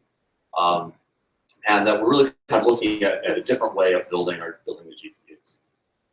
And when we started that project, we said, you know what, if we're going to be successful, we can't just kind of show up in 3 years and say, okay, guys, here it is. We realized that we actually really had to start building those relationships early. So we actually started cultivating the senior leadership and technical and management. Convince them that, hey, we know what we're talking about. We want your feedback early on, and quite frankly, the ideas will be pretty half-baked early on. They will get better. And what happened is, over the course of about 3 years, that ability to get built up, and then they came to us and said, we would like those ideas. It's time for us to advance development. Guess what? We'd like a bunch of people on your team to go transfer and come with us into product and begin doing advanced development work. Right? That's why my team actually dropped from about 10 people to about 0 people in about a month. And I consider that a success. But that's, again, that observation that it's not we just kind of showed up with slides and say, okay, here it is. It's these people actually went over and took those ideas. Well, okay, what happened after that? It's not like the product team went and implemented what we did. There's a lot of smart people on the product side. They had their own ideas, and they got thrown into a big soup and evolved into what then will be a product that will be coming out in another 2 years. Right? So that's about a 7-year time frame. There were early research in the industry side, started around 2010, won't be appearing to a product until about 2017. Right? So I just give you an idea of some of the context. Okay, so given sort of this landscape for industry research, there's a perhaps even larger gap, obviously, between the academic research. Because in academics, you don't have the advantage of interacting with the product people on a daily basis. You don't know the inner workings of the architecture, how it's evolving, what their concerns are. Steve, isn't the green grass on the wrong side?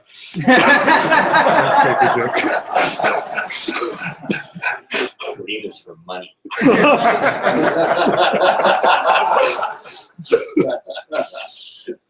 So anyway, there's this giant chasm between these things, right?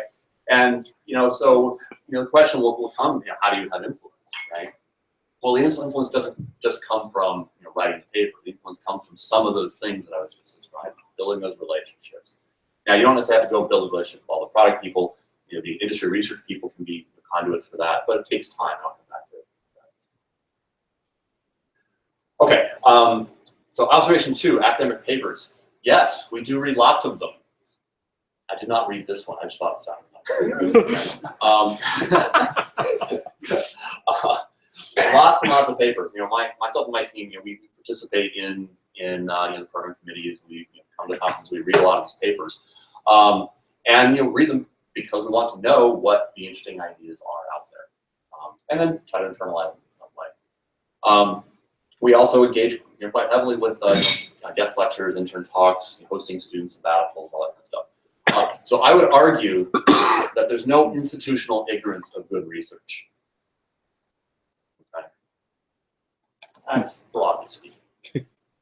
There is institutional ignorance of irrelevant research, right? Stuff we don't care about, we don't pay attention to. Either in areas that we're not concerned with, or things that are so incremental, it's like, we're way past that, who cares? Let's see. Another observation is that a product, quite frankly, is built of thousands of ideas and inventions, right?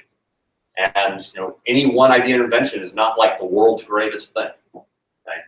And furthermore, if it's ever going to be relevant, it's got to interact with all the other things that are in there, right? So you can say, oh, hey, I've got this great idea for this new cache coherence protocol. Well, that's all well and good, but how does it interact with the memory model that we have or needs to evolve with? How does it interact with 15 different other things, right? So there's this vetting process and even evolution process that have to happen to ideas, right? And there's really no way that something just coming out of paper is right into a product. It's going to take a long time to get there. Let's see, experimental results. We don't believe your simulator. I'm sure you know this, right? But don't fret, the product team doesn't believe our simulator either. But that's not really the point, right? I mean, you know, when I'm reading a paper these days, I don't care what the bars look, right? What I care about is how important or influential is the concept or idea? I think about this. How do I think of that idea and how it might work in my world, in my system? Because I guarantee you haven't evaluated it in my world, right? So probably the characterization of the opportunity. We run into this as well. We sometimes show up with the product and go, hey, we've got this great solution. They're like, yeah, but who cares? Why does it matter? How much opportunity is there? There's a term we use with NVIDIA that we call speed of light. Okay? Speed of light does not really talk about the literal speed of light.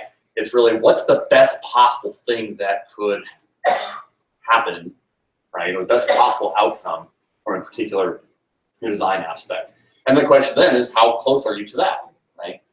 And if speed of light, if we're currently here and speed of light is here, well then who cares? Let's not bother looking there. If we're currently here and speed of light is here, then there's a big opportunity.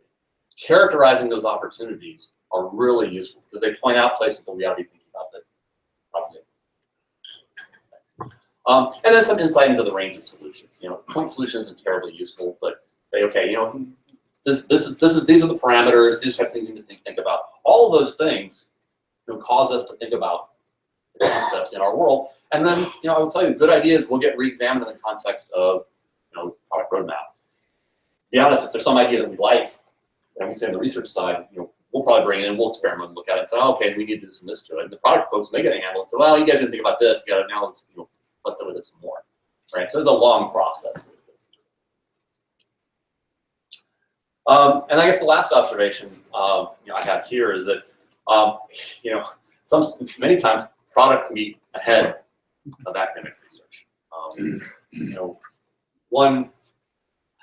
So 6 years ago, when I went to NVIDIA, I first show up there, and a lot of the academic research at the time was looking at multi-core parallelism, right? Multi-core CPUs, 4 cores, maybe 8, right? Not a lot of threads, and I show up at NVIDIA, it's like, yeah, the smartest number we care about is 32, right? Everything is many multiples of 32. So to me, that's sort of this giant gap between the degree of parallelism that was being examined in one context and the degree of parallelism that was being shipped. So I was like, wait a minute, something is interesting. Okay. So in some sense, that was a bit of the tectonic shift that the architecture community did not lead. Kind of came in from the graphics side, and then unfortunately, there's been a bunch of innovation. I can also point to papers, and I won't, where what's shipping in product is a much better idea than what's been published this year, last year, year before.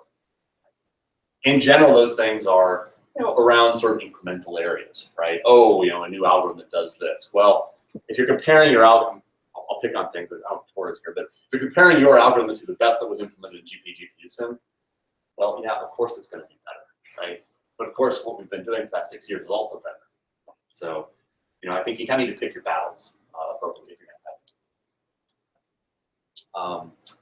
Okay, so I guess I'll finish this section with an homage to David Patterson. How to minimize the impact of your research.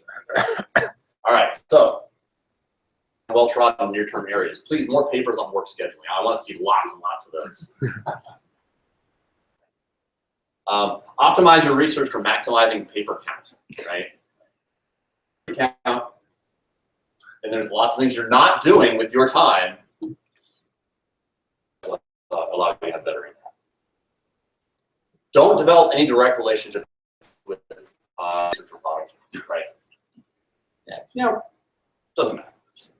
I'll do my own thing and I'll go on. Don't take time to visit companies or spend time, sabbatical, summers, whatever it may be, learning about their problems, right? Make sure you focus your papers on sort of the 5% result, right? As opposed to really the ideas. What's the concept? Why is it important? In many respects, some of the things I care about more now are sort of less strictly performance related because quite frankly the product teams are really good at cranking that out. Features and capabilities, right? So for example, how can we make things like exceptions work much better in a massively parallel system, right? And then lastly, expect your ideas to be so good they'll be adopted all by themselves. Right? That's unlikely to happen. Right? In fact, I work for Bill Daly. Bill Daly has lots of good ideas. He spends the vast majority of his time talking to senior technical people, saying, "Okay, hey, here's this great idea in research. This is why it's important." You're like, "We don't. Here's why it's important. We don't care." Right? 2 years later, "Oh crap, we care." Right? So it's a long process, but it's one that won't happen unless you actually spend the time to convince people to adopt it. Okay, so that was part one. Let me just say a few words about some concepts or ideas that architecture research 2030. Often when you're in this position, maybe it's worthwhile to think what was going on ago. So 14 years from now, 20, 30, 14 years ago was 2002. So I'll note there's only one president ago. Kind of interesting. Lord of the Rings was the top movie, and the biggest, baddest processor on the planet was the Pentium 4. Right? All right, today, arguably the movies don't evolve very much, and you're looking at right? 2030, I am not going to speculate on the.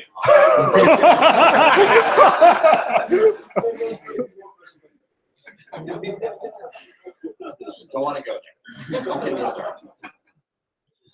Okay. So comments about esoteric technologies. There's a lot of things that are going on in this space, which I think are really interesting and really interesting fundamental research. Quantum molecular biological DNA. But there's an interesting question about how quickly these things will evolve into viable things for the broader computing ecosystem. Now, let's make it very clear. I think it's very worthwhile doing research in these areas. Right? Now, do I believe that these will be viable technologies that will be operational in 14 years? That's another story. So part of that, what that really comes down to is what are the metrics that cause to be deployed? Right? One is cost. Right? If I sort of think about it, if I sort of think about what our customer's perspective is, the most important thing is capability per dollar. Right? And capability could be performance, could be something else, right? They got a certain number of dollars spent, they want to get the biggest bang for the buck. Right? And that is, there's lots of things that influence that, including the underlying technology. Part of something that feeds into it is manufacturability. Part of something that feeds in it is programmability. We're selling a lot of things into the data center, right? Well, yeah, a lot of people want to do machine learning in the data center. Well, let's go put fixed function hardware into the data center for machine learning. Well, that's all well and good, but also on these data centers are lots of other things too. So that's an interesting characteristic. Reliability and predictability. These are all characteristics that can hamper new technology development, and in some sense need to be on par with the incumbent technology before they can take over. It's always worthwhile to kind of go back and think about some of the thoughts from Christensen's innovator's dilemma, right? Where the top line represents the incremental progress to sustain technologies, and the bottom higher slope line represents the potential for improvement from emerging technology. And it's easy to just to say, oh, hey, my new technology is on that higher trajectory line. But the thing that makes that bottom line move is billions of dollars of investment relative to the billions of dollars of investment in the incumbent technology. So we look backwards to sort of think about how this happened with bipolar and CMOS, right? Bipolar was the top line, CMOS was the bottom line. And CMOS, was great for low power, some of these emerging little things, but was quickly evolved into $1 billion business. Well, $1 billion get things moving pretty quick, and all of a sudden, those capabilities combined with $1 billion allow you to really wipe out the technologies. So if you're trying to think about the viability of, quote, esoteric technologies, according to my slide, you have to think about where that fits in here, right? What's going to be the $1 billion killer app that's going to enable this technology to run up that and make it more viable than what the progress due to sustaining technology will be. Well, I totally agree with this. If you take, the thinking that what you want is to actually just use the outputs to build a product. When you imagine, like, you're going to have a lot of really interesting people in investing in these esoteric technologies, while the esoteric technology might not be used. The kind of thinking that was developed and the kind of expertise that was developed in the form of people, right, would be relevant later. Like I said, I do not all begrudge the research. Right, yeah, by any stretch of understand the matter, right? I think it's great. I think that there are potential, right? But you hear people get up and say things like this, right? I've predicted 10 year will be nothing but quantum machine learning, yeah, right? And is that viable? I don't even pick on in particular, but people get up and say things like that, and well, there's a lot of factors that are going to be fighting against that.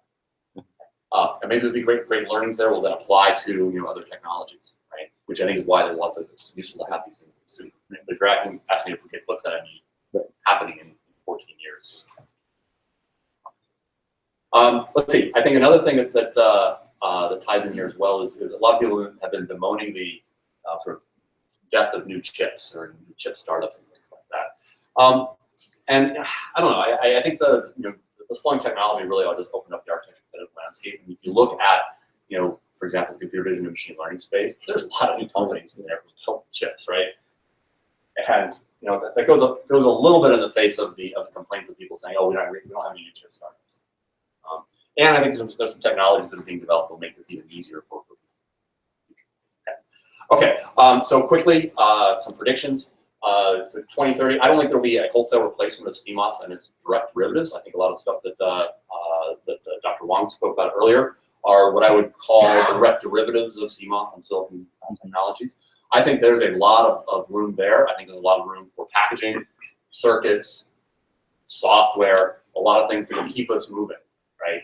No, we won't be able to rely upon the historical Moore's law, but there's a lot of other opportunities that are happening. I would argue that the system would be more important than the chip, right? The world is really interesting these days, and the problems you need to solve are not just processing the data; it's interacting with with the world. It's the algorithms that are going to be there and emerging in these spaces. Correlated to that, I think there's ample room for domain-specific acceleration. Okay? Now, will those be application-specific chips, or will they be augmentations to programmable systems? To kind of look what we've been doing for machine learning in our GPU space. There's been a lot of things going in to make GPUs better at machine learning, training, and inference that are not yet a full-on dedicated fixed function piece of hardware. So there's an interesting point in place there. That then leads into this. Well, I think in 14 years we'll still be struggling with programmability, right? Maybe 2060 we'll still be struggling with programmability. So parallel heterogeneous systems. How do we actually use them? Programmability versus fixed function. I think it will be a perpetual question. I think chip design will be more like software design. There's been a lot of research in this area, and this is not at all comprehensive in terms of things, but we're doing some work in this space. It's actually starting to have an impact on a commercial product. One of our goals is to try to cultivate that and drive that into our product teams. But I think that will make things a lot easier as well. Okay, so summary. I think that there really is a renaissance opportunity for architecture research over this time frame. That there's nothing new I'm saying there. I think we can get your principles, regardless of the technologies. Data transformation, data movement, data storage are still the underpinnings of how things architecture need to think about. And things like parallelism and locality are universal. Those aren't going away anytime soon. And I think there's a whole variety of key activities. So let me stop, and I know we're going to have a few minutes for questions. Thank you. Go ahead and take a question or two. Again, I remind you to state your name and affiliation. Your chance to go up. Oh. All right, Chris Kosirek, CPA from Stanford. So what's the right balance for the quantitative evaluation? So we obviously don't want to go back to papers with no numbers, but we may have gone too far. So from your point of view, is there something you can say this is the right target to shoot for? Because we still see papers getting rejected for not sufficient evaluation, and we also see the 6% results that nobody believes. Yeah, What was the title of that book you wrote? quantitative approach. Well, it was probably most apropos for the time when architecture was not fairly quantitative, right? I don't know if I have a particular rule, and at the risk of putting something on the, never mind, I'll be careful since we're not since we're on the web. But I think there's a judgment call, right? You know, I'd probably argue if you've got 20 graphs in your paper, that's probably too much. So to be honest, I'm not reading past the 5th one. I'm more interested in really sort of understanding the design trade-off aspects. So, you know, but at the same time, I completely agree with you. I remember when I was chairing Micro, we had a box people could check for sort of new ideas that would be evaluated less. And I'll tell you, the most people who checked that box, it was a really wacky idea where they've done no evaluation, right, as opposed to basic evaluation. So I don't have a good answer. Yeah. Go, Bob. David. Steve, great talk. Thank you. All right, Kalsafi, EPFL. Let's ask the same question I asked from Mark, but I think perhaps you can shed some light on it. You said systems, not chips. Can you elaborate what that means for his community? Yeah, well, so go back to my picture, right? I mean, I think that if you look at the types of systems that people are building, right? And so you have a very specific example. We're heavily invested in automotive computing. Okay, we can just kind of build a computer and shove it out there, right? What's more interesting is really kind of understand the applications that live in that space, right? You care about things like pedestrian detection. You care about route planning. You care about all these other things, right? So you need to understand how those algorithms, characterize those algorithms, understand their computational patterns and so on, right? You're living in an environment where you may only have 25 or 30 watts, right? So you've got that kind of piece of thing.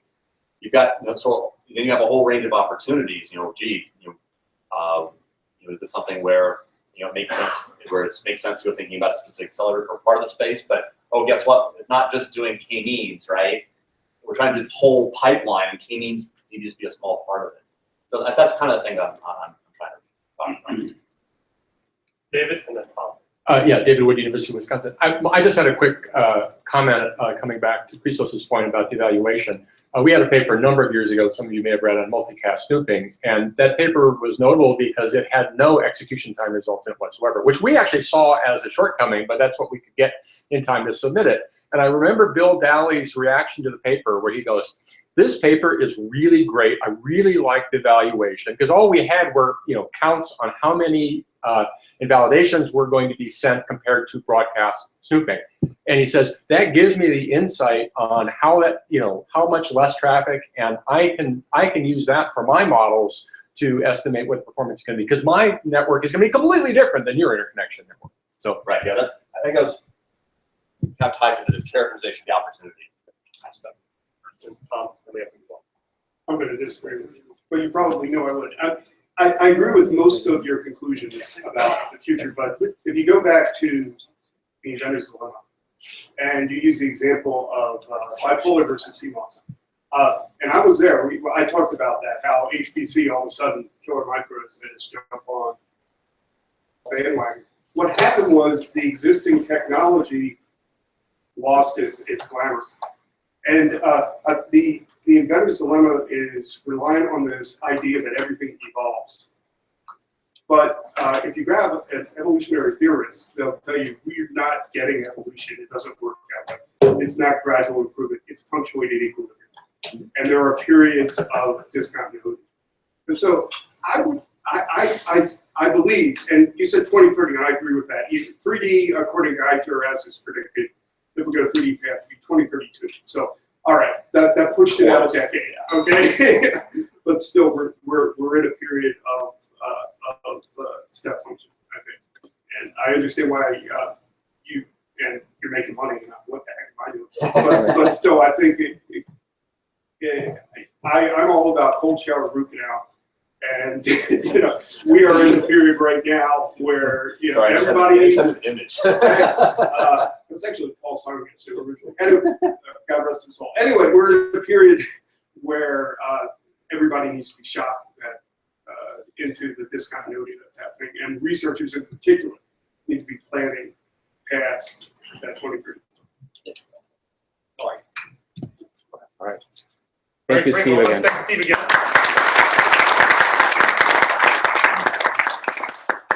So the next thing we have on the agenda here is just a vignette.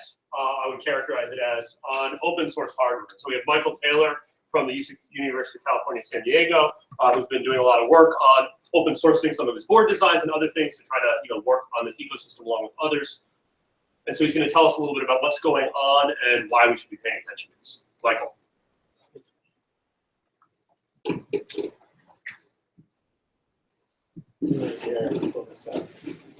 Yes.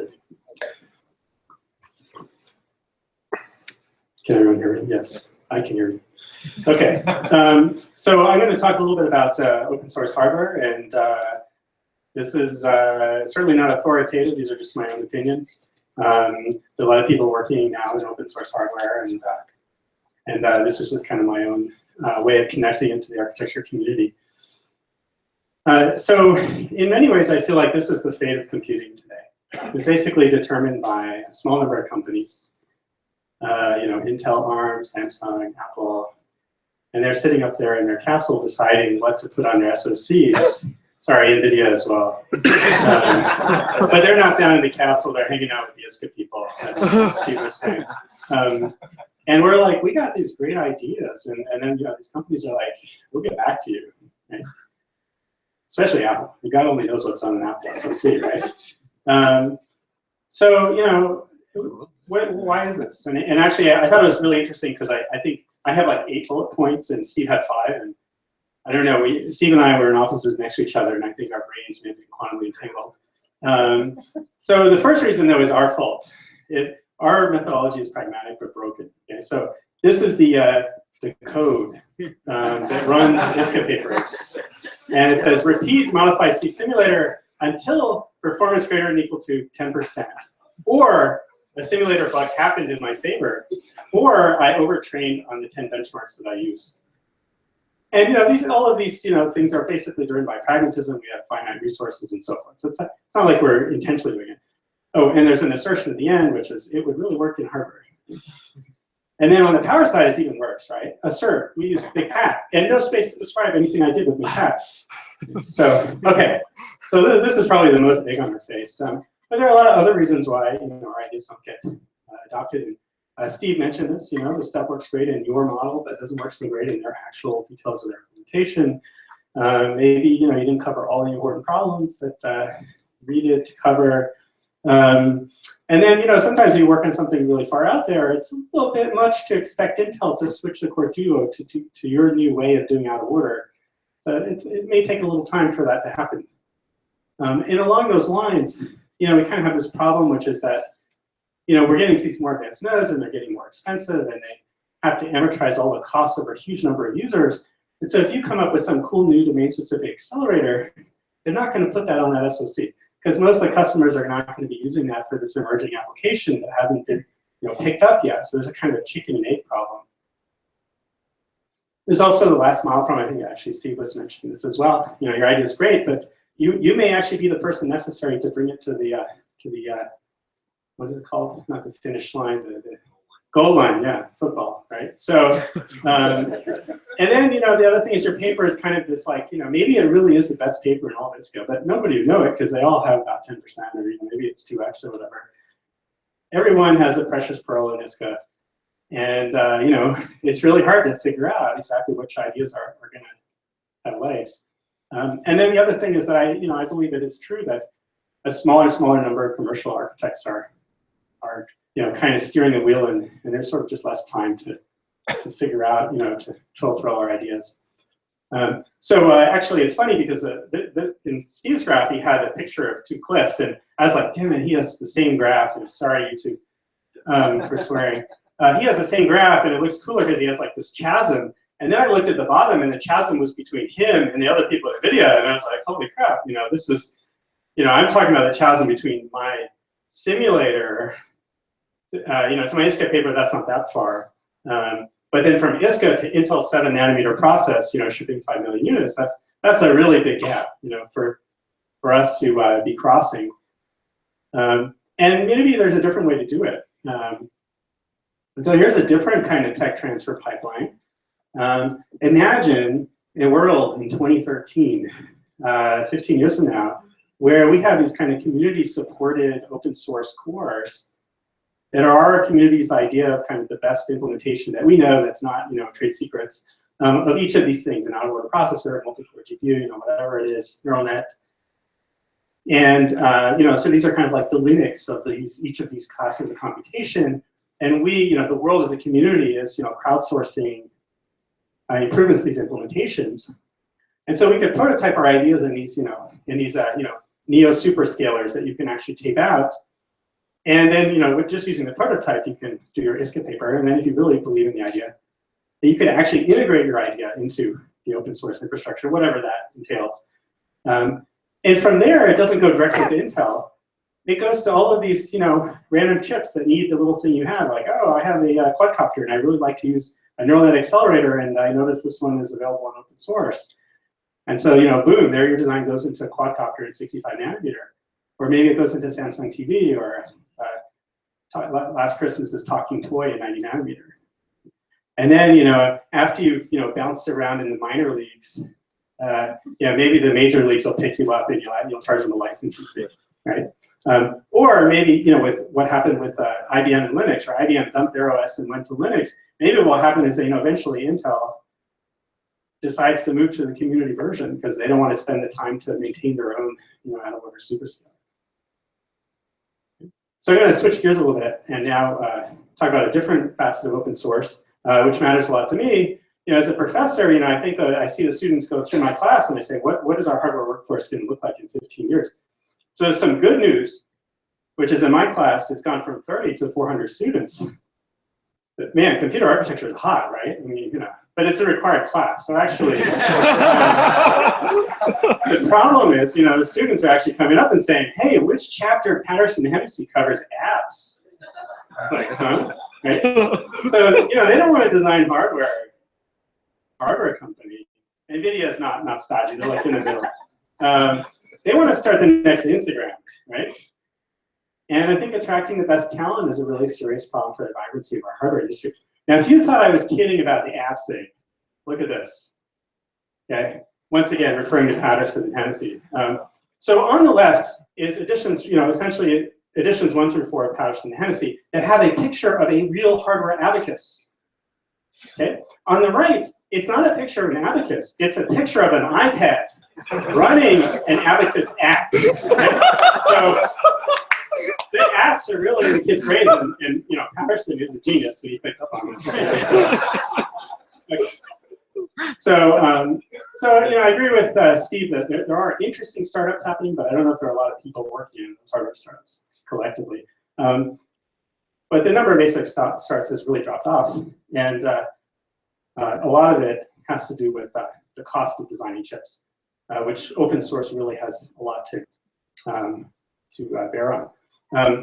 And I think it would be a great thing for our industry if we could figure out a way to make hardware design leaner, require less resources, fewer people, less effort, and all of these things. And there's actually this very famous book called The Lean Startup, which all of our undergrads who go to Silicon Valley, they have this book under their pillow because it teaches them how to do Instagram essentially. And the idea is essentially how to spend the least amount of time to find a viable business model for your startup. And maybe there's some lessons there for hardware that we could try to optimize. So this graph shows kind of the increase in expense as we go to additional nodes across mass and software development and hardware development. And I actually don't believe this graph at all, just because I think this is probably looking at more SoC-like things. This isn't all hardware that you might necessarily build. And I think the graph is also misleading because we don't necessarily need to develop new chips on the latest node. That's really for the mass market stuff. Okay. And as a community, we're always thinking like, what's going to happen in 7 nanometer? But we should also think about like, hey, maybe we should hit 65 nanometer for our neural net accelerator or whatever. Now, in that 120 million graph, this actually is a slide from Todd Austin. Todd likes to point out that Instagram was started with, they got to their first product with 500K. And I think in terms of just making a comparison, software is fundamentally different than hardware right now. And I think that one of the major reasons is because of open source. So today, if you look at Instagram, it's really like an iceberg. You know, they have, underneath the water, they have all of this open source, you know, millions, maybe even billions lines of code, you know, millions of man-years, maybe billions of man-years of development has gone into all this open source. And they just write a thin layer of their own proprietary code. And so Instagram was sold for $1 billion and it only had 13 people in the company. Right? I mean, that's amazing. And it's because, you know, they had such high leverage, right? So I have a picture for what hardware is like today, right? So there's, you know, underneath the surface is this, all the free stuff you get, right? And you can look at every single line of that code and fix the bug or whatever it is. Here's hardware, right? So, you know, there's just all this crap you have to pay for, all the tools, you know. I sign an agreement with Synopsys every 2 years. It says, by the way, for $3,000, we're giving you $1 billion worth of CAD tools.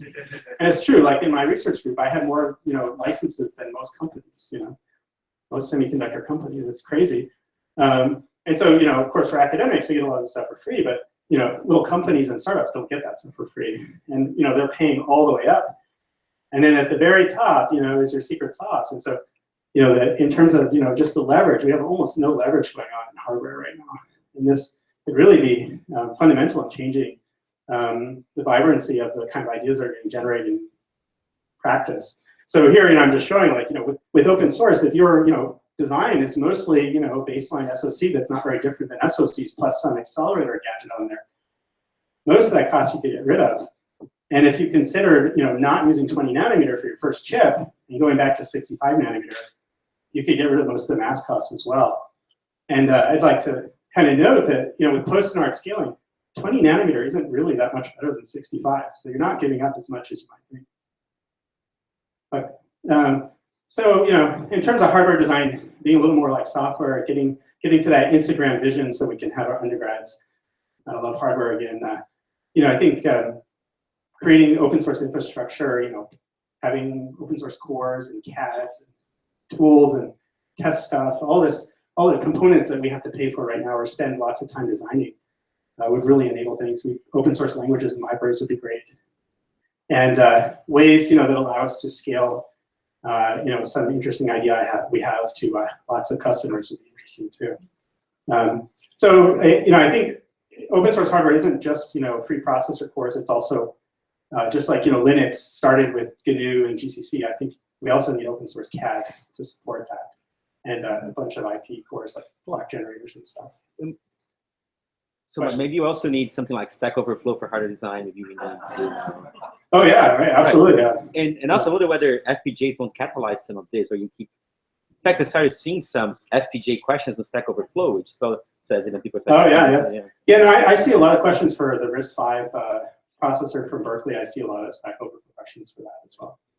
Yeah, so it's happening. I guess we don't need maybe a special Stack Overflow. Right. It could just be Stack Overflow. Is it open source or is it free of charge? Open source, I think it's much better than free of charge. But your previous argument was all about the costs of a new startup to begin with. If all of these companies just provide their black box, closed source solution to startups. Well, I guess you know, free of charge, there's some asterisks on there, and it depends on what the asterisks are, right? So, I mean, the CAD tools are almost free of charge for me, but I would still rather have open source CAD tools because CAD tools have lots of bugs, and I'd like to go and look at the code and figure out how to get the tool to work. But you know, I guess I don't have a particularly strong stance on that. But I think open source intuitively is the right solution. So this is a list of a bunch of open source stuff that's out there. They're actually open source stuff for almost all the things I talked about. They're not great right now. I would say none of these things are commercial quality. None of them are even close to an early version of Linux. But I think they're impressive in their own right, and they're really waiting for people to contribute and start relying on. So you might ask, okay, this open source thing is great. Who's going to do the work, right? I mean, we would need people who are incredibly idealistic, have lots of free time, would work for free. I mean, who might that be, right? Who? Students, right? I mean, Linus Torvalds was a grad student, right, when he started Linux. I mean, those are the people who are going to do it because they're the ones who have the time, and idealism, and will work for free, right? So I did a little experiment with this, and I said, okay, I'm going to create a class, and I'm going to get a bunch of undergrads to do some open source development. And so this is the little blurb. And I promise you, I didn't actually list the title of the class as with Professor Michael Taylor, although that's kind of a cool idea, as if I were some kind of celebrity. So, and the truth is, I put this up very late. So the students who signed up for the class were not like my star student, that you allow into your research group, that kind of thing. It was like the people who were like, didn't sign up for other classes, and this was the only thing they could get. And despite that, I mean, they did amazingly well, right? I mean, they actually. So I'll tell you a little bit about the class. So we started out, we had everyone present, and then basically on finding open source projects and kind of predicting their trajectory. I mean, why waste your time on a project that's not taking off? And then the rule was, you're going to work in teams. To get an A, you need to have your changes accepted into an open source hardware project. Okay, so to get, you must commit. Okay? So, actually, the majority of them actually did get their stuff in there. Okay, so, and the things they were interested in, some of them were kind of surprising. Like one of the students was really interested in an open source version of Spice, and there was some device model that they didn't have and supported, and he went and actually did read some research papers and figured out how it worked and then added it. Commits, for instance, this is Steve. He committed to the RISC-V repository, and one of the things that we found out was very instrumental is if you're going to contribute to open source, call up the guy who manages the project and find out, whether they're going to just obsolete that whole branch of the code that you're modifying, all this stuff. I mean, talk to the people. That actually was one of the major predictors of success, and they can also help you scope the project. So this is like a log of the real actual Git commits that he did.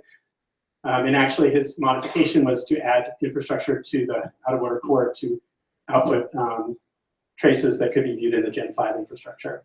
And then also, in terms of research, my group has Verilog code I wrote almost 20 years, and I know it very well. And there's a very strong incentive not to switch, but it's just investing time into more resources into something that has no benefit to society. So I've switched my entire group over to RISC-V, and we've been doing commits and trying to do our best to improve that infrastructure in the interest of pursuing this goal of community processors that we can all use in our research.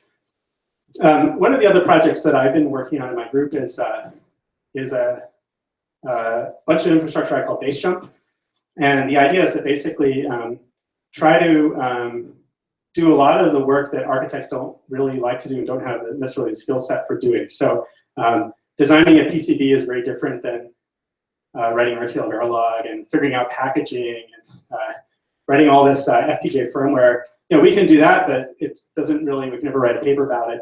So the idea essentially is we're creating, essentially a motherboard with a socket and a package that goes for that socket, and then a pad ring that's standardized. It's a kind of NOC pad ring, and then you just have this pad ring and hook up your NOC, and we even provide the code for that. So you just stick your thing in the middle of this pad ring. You still got to run it through CAD flow, which is a huge pain.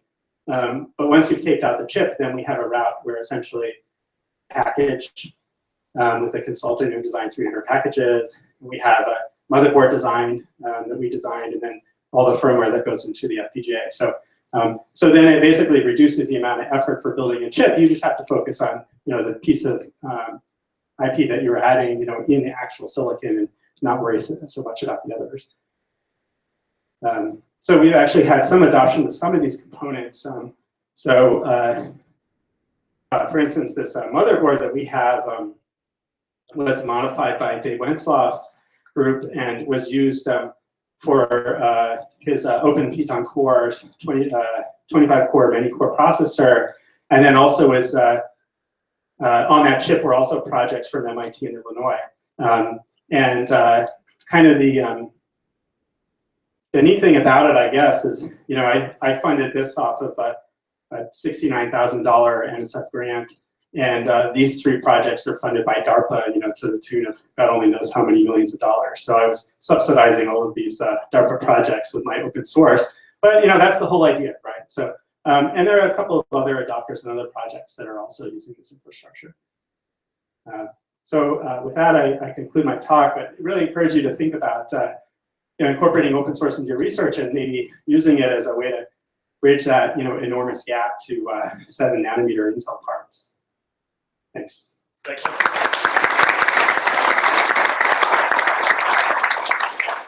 So we're running quite tight, so I'll have Professor Hill give us a question. Mark Hill. So first of all, a comment. I think it's worth, this is great stuff. I think it's worth reflecting on why it's good for others, not just our students, and why does society benefit?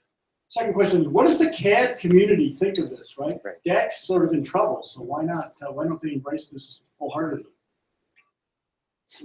Yeah, it's a good question. I mean, I'm sort of surprised that there isn't, more stuff, open source stuff coming out of the CAD and just, CAD folks in general. But I mean, I think, I mean, I can't necessarily speak for them, but I think the CAD industry has a pretty good way of encouraging academia not to develop competing products, right? Whether it's giving tools for free. I mean, we all want to just do research. So it's like, do you really want to develop your own CAD tool, or will you just use the off-the-shelf thing that, that's provided for very low cost for you? And I think, I guess, the other thing, to be honest about it, is there's an unclear path from how you invest in open source and then how you get publications, which universities are working for, right? So that's something else that needs to be figured out, right? All right, let's thank Mike again.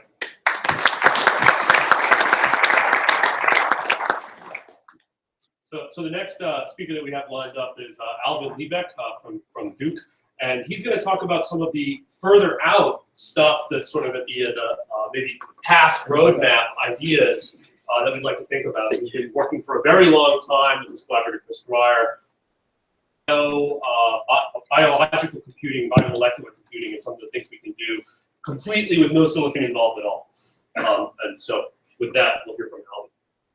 I thought Max just worked. Not with professors. Yeah, apparently not. All right. So thanks, Luis and Tom, for inviting me.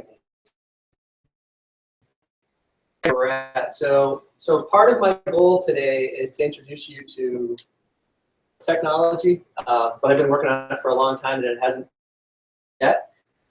So it's one of those that are out there. But this is about thinking about things differently. We need to do more than just push functional blocks around as computer architects. So it gets to a lot of the discussions that have come up before about, back from low level, I mean physics devices, up through applications. There is an issue that I see, which I call it the engineering gap. I mean, taking of single devices or things like that and figuring out how to scale them to complete solutions, right? Because it's not enough just to demonstrate one device. You want to see, can you get a complete technology out of it? The success of the abstractions we've had, our students aren't being trained in that particular model anymore. Kind of what I call back to the future in terms of being an architect. Right? It's like the early computer pioneers knew everything about everything, it seemed like. So be interdisciplinary. That's one of the things. Okay, so let me set the context. So we're talking about computing, and with respect to biomolecules, what I mean here is DNA, fluorescent molecules. You can go to bacteria and up to higher level organisms like viruses. Some folks are doing that, but I'm not going to touch on those. But the molecules that I'm talking about are used daily in the life sciences. Okay, they're just used all the time. They go through buckets of these things as they do their experiments. And so, the two questions that I want to address in this talk is, why should we try to put computing and biomolecules together? Why does it make sense to do that? And then the second part is, well, if we decide that we want to do that, how do we actually put them together? We can use to do that. So first, let me give you a little background on biomolecules, just so that we're all in the same place. And I'm going to talk about DNA and fluorescent molecules. This is kind of the space that I've worked in, as well. But I'm not going to cover everything that's happening in this space. So DNA, it's a, generally you think about the normal double helix that you have over here. It's 2 strands of DNA. A single strand of DNA is a sequence of nucleotides, and they have well-defined rules for binding these 2 nucleotides together, right? And so if I synthesize a strand of DNA that has a particular sequence of our 4 bases on it, and I have another sequence that has the complementary bases at the right points, then you heat it up and you cool it down, you go through a annealing process, and it forms a well-known double helix. Right? Now, a couple of properties here is that this is molecular scale, right? And so the distance between base pairs is 3.4 angstroms. Okay? So it's very, very small scale, right? The diameter of the double helix is 2 nanometers, right? And it does 1 full turn of the double helix, takes about 10.5 bases. 3.4, right? Now, the really interesting thing about this particular molecule, or the space, is that it's synthetic. Okay, I'm talking about synthetic DNA. I'm not talking about extracting your DNA and doing something with it. Okay? Go online and order a sequence of DNA, right, that has the particular sequence that you want. We can now think about engineering systems out of this. Talk about it a little bit. So that's the DNA side of things. That I'm going to talk about later on are called chromophores or fluorophores. So these are small molecules. They're about 20 to 100 atoms in size. Sensitive, right? So you hit them with a photon, the molecule enters an excited state. Time that follows an exponential distribution, they de-excite or relax, and it'll emit a photon at some lower energy wavelength, right? So that's the behavior of a single. So these are called chromophores or fluorophores. There's subtle differences in terms of the terminology there, right? Now, if you put 2 of these molecules together, right, close together, use what's called resonant energy transfer. Okay, and this is used in the life sciences to make things like molecular beacons or molecular rulers. Right? And the idea here is that I'm going to excite one of the molecules at its particular excitation wavelength, and if that overlaps with the absorption or the excitation wavelength of a nearby molecule, the energy will simply transfer without an intermediate photon being emitted. Okay? It's called an exciton. Right? And then eventually, the second molecule will emit a photon at a lower energy, a third lower energy wavelength. Right? And that's based on the band gap using these Jablonski diagrams. You can describe the quantum state, right, of these molecules. Okay? Now, they need to be close enough together. Okay, we're talking 1 to 10 nanometers for this interaction to occur. It's well characterized. There's a textbook that's like, I don't know, 300 pages long or something that's just all about fluorescence molecules. The interaction is a non-radiative dipole-dipole interaction. That's how they couple. There's a fairly complex equation that describes the coupling efficiency. But in general, it decays with the 6th power of the distance. So as you move these apart, right, you're going to get less and less interaction. And that's how you get the molecular ruler. Right? It's so precise that they can measure when proteins are going to fold and things like that, right, based on this distance. Right? So it's a very, very powerful phenomenon that's used every day. There's some spectral dependence to these devices. And lastly, what's really neat about these molecules is that, right, that if you have this resonant energy transfer, what happens in the end is that a far-field photon gets emitted. Right? And so it's just going to emit that photon. Right? You're not going to dissipate it via heat. Right? So this far-field photon is one of the pathways. There's actually many pathways for a photon to leave this overall system. So that's the background of the 2 molecules that I'm going to talk about. Right? So why do we want to put these together? First is scale and feature size. Okay? So as I said, DNA, it's 3.4 angstroms between bases. It's a 2 nanometer diameter for the double helix. And these fluorescent molecules are only tens of atoms in size. Very, very small scale in terms of the features for this. There's scale in fabrication / manufacturing. We can leverage the chemical industry. Okay, now the market capitalization of the chemical industry dwarfs the semiconductor industry. Right, it's huge. Right, and so you can engineer systems now that have low cost and high volume. Right, so a back of the envelope calculation shows that I'll talk about the gate later on, but basically one grad student in 8 hours can have the throughput of the entire TSMC Fab 15 in a month. Okay, now that is scale, right? The question is, how do we leverage it? Okay, so that's one of the keys. But there is opportunity, right? We want to identify opportunity. Low heat dissipation, I mentioned that, right, as a potential advantage. It's common in the life sciences, so this is great, right? And then this is one that I think is actually really interesting, which is it opens up the potential for a new domain for computing, right? Because these things are biologically compatible, you can now start thinking about computing in places that we might not have otherwise, right? So this is really embedded computing, right? You could compute within a cell, for example. So, and maybe you meant that in scaling fabrication is also the self-assembly process just incredible. Instead of having expensive fabs, you have simple rules, but that's very complex. Maybe that's what you meant. That's all of this. That's captured in all of this. Right? So I'll get back to the more details on the fabrication, but not so much in terms of these metrics. Okay. All right. So how do we use these biomolecules? So what we're going to do is try to exploit the physical properties of these molecules for storage, computation, and fabrication. And then we're going to circle back and say, once we did this fabrication, how can we actually do computation with other devices? Okay. So that's kind of the sequence that we're going to go through here. So for biomolecular storage, a really cool thing is to use DNA for archival storage, right? And so this was proposed, I think the first proposal for this was in the 60s. I think was the earliest proposal for this. And Luis and Karen and these guys had a nice paper in ASPLOS that extended that work and showed that you could store images and retrieve them. That you're going to use your bases to encode your data, right? So a particular sequence of DNA is going to encode the data that you want to read. The raw density is 10 to the 9th gigabytes, exabyte per millimeter squared. The durability, it's going to last hundreds of years. So basically, you lyophilize it, you dry it out, right? And then you can just leave it, and it'll last for hundreds of years. The read latency of this requires you to read the sequence of the bases. And so that's one of the places where there's some latency hit that you're going to take on this, but that's getting better. And there's lots of advances in terms of speeding up the process for synthesizing the DNA. How fast can you make a particular sequence? And then, how fast can you read it? So, can you comment on the write bandwidth? Jim Laris was telling me that the measurement is something like megabytes per fortnight or something. Oh. That was the bandwidth unit. Yeah, so that's the synthesis time. Yeah. Right.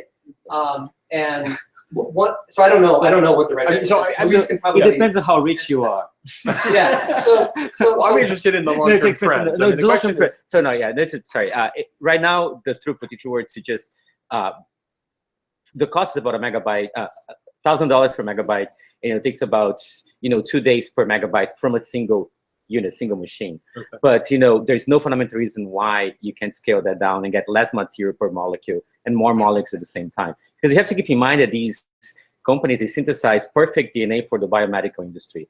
What we want to do, we want imperfect, crappy, little bit of DNA per sequence for storage. And that opens up huge optimization opportunities that aren't available to the biomedical industry. In our study, we're looking very closely at this. We don't see any fundamental reason why you can't scale that to gigabytes, terabytes per second. Bandwidth, yeah. Okay, so that's archival storage. So another approach that my colleague Chris Dwyer looked at was improving optical storage using these biomolecules. And the idea here is that you have a photocleavable link of chromophores. So you have the potential for that resonant energy transfer to occur to some underlying structure. There's some things on there that I'll talk about later on, but it basically lets you address multiple bits at whatever wavelength that you're using. So that's one of the things about. So the density that they showed was over 1,000 times better. I think it was like 5,000 is what they were showing in terms of writing. So it's multi-layer. You can use all the same techniques for these things. But other forms now for biomolecular computation, the idea here is that you want the hybridization event to correspond to some computation of interest. That's the underlying concept behind this. Right? And Len Edelman actually started this, where he used hybridization events to solve a Hamiltonian path problem of your DNA that were telling you which nodes you were visiting, right? Did I arrive at this node, and how can I exit this node? What I'm showing you up here is an example. So this is this is 2011, so there's been more progress on this. But the idea here is that 3 strands of DNA here, right? So there's this first one that has 1, 2, 3 up here. There's a second one that's got 4, 5, 6. And then I've got a single longer one that has the complement of 2, 3, 4, and 5. Right? And now what we're going to have is 2 inputs, A and B, that correspond to these complementary strands. So input A is the complement here, right? So it's going to want to bind with this sequence right here. And you'll notice that there's a little gap right here. There's an overhang. It's called a toehold or a sticky end, depending on, I think in this they call it toehold. So this one is going to try to bind there, and it's going to displace. It's going to take over and form a double helix with this short segment right here, and it's going to pull that segment away. Right? That's going to expose 2 and 3 down here. So this second input over here is going to come in and bind with this 3. It's going to displace this 4, 5, 6 strand over here, float that away, and you're going to be left with this final 4, 6, 5 sequence that unravels. And so that's the output of this circuit. So we've got 2 inputs here that are strands of DNA, single strands of DNA, and I've got an output that is a strand of DNA. Now that could then in turn be used as an input for a subsequent gate, and so on. Right? Now, there are lots of variations on this kind of work. There's been some work where they put proteins in the middle of this gate, such that when the 2 input strands bind, there's some activity that occurs that releases some other molecule that causes some actuation to occur, which will then eventually release the final output strand. And so you can do other things like molecular recognition and things like that in this in this domain, right? So it's really interesting work. There are all kinds of standard issues for circuits here. How do you restore a signal, right? How do you get back to the beginning of this and do it over again, right? Where's the energy source? All those kinds of things, and people are looking at those kinds of things. What's the speed? Oh, this is relatively slow because it's an annealing process, right? So you're not going to get you don't get it in terms of latency, right? What you get is throughput because you can do a lot of these. Right? Yeah. So like the data flow machine. I don't want to get into analogies of these things, right? We all try to impose our view of the world, right? There's a lot of work on molecular robotics. So that's kind of the example I said where you release a molecule. They are doing things where they have little molecular things that they control and tell them where to go and what to do at certain times. So it's a very, very interesting area. More broadly, this stuff is often classified as chemical reaction networks. And there's been a fair amount of work at the molecular scale on this as well. Some of the early work, the problem with it was it had different modes. So you might have concentration of salt and concentration of some other chemical, and you could do the and of those 2 things. Then you got some third concentration of a different chemical at the end. It's hard to make that really useful, right? What's neat about this is that it's all single-stranded DNA, right? And so you're using the same mode, right, for your input output in this realm. So you got to be careful about the discrepancy of this. But in some cases, you might want that, right? You may want to mix things appropriately if you're doing sensing and actuation. Okay, so I want to now talk about fabrication. And the idea here is that we're going to do molecular self-assembly, right? And so the idea here is that molecules are going to self-organize into stable structures. Right? That's what a double helix is, right? It's a thermodynamically favorable structure.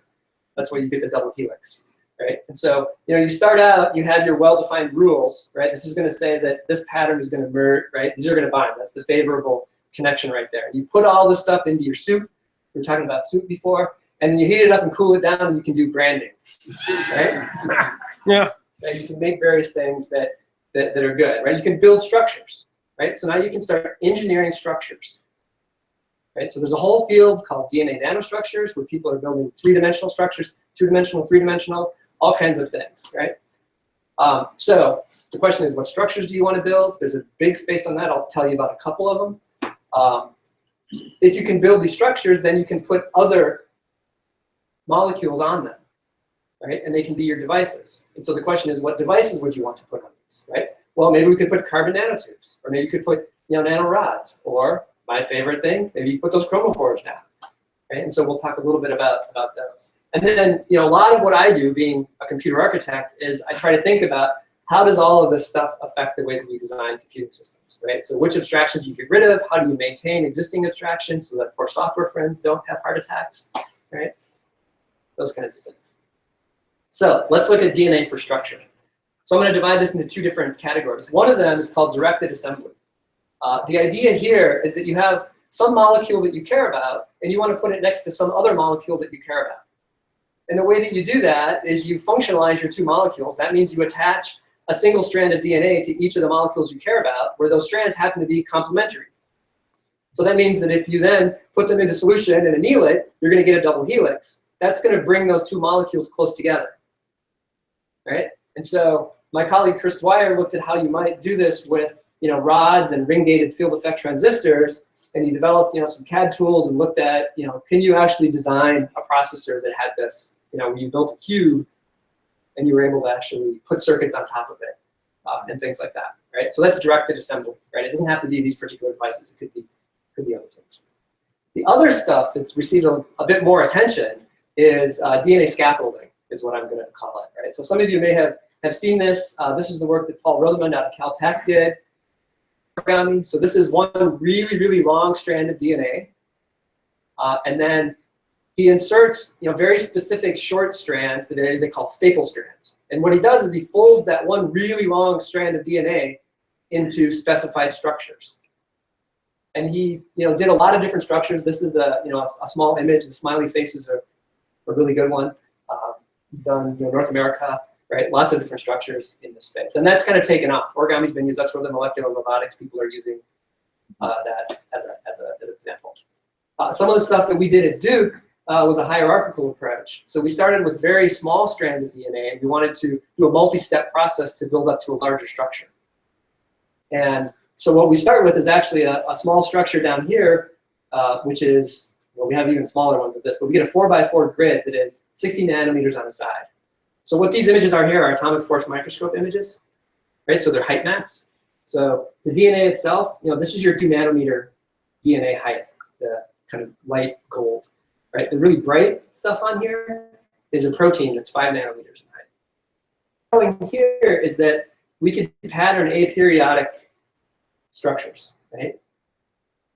And what look like kind of common patterns for circuits, right, that you want. The hierarchical approach is that we have these smaller cruciform structures that then form this particular grid. We can take many of these and put them into a larger grid. You could think about putting carbon nanotubes on those. This was some early work that we did.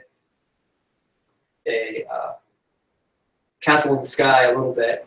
We wanted precise length carbon nanotubes separated into semiconducting and conducting. And you could build a nanotube and have a circuit on it. Right? If you wanted to, you can exploit the programmability of DNA in a structure.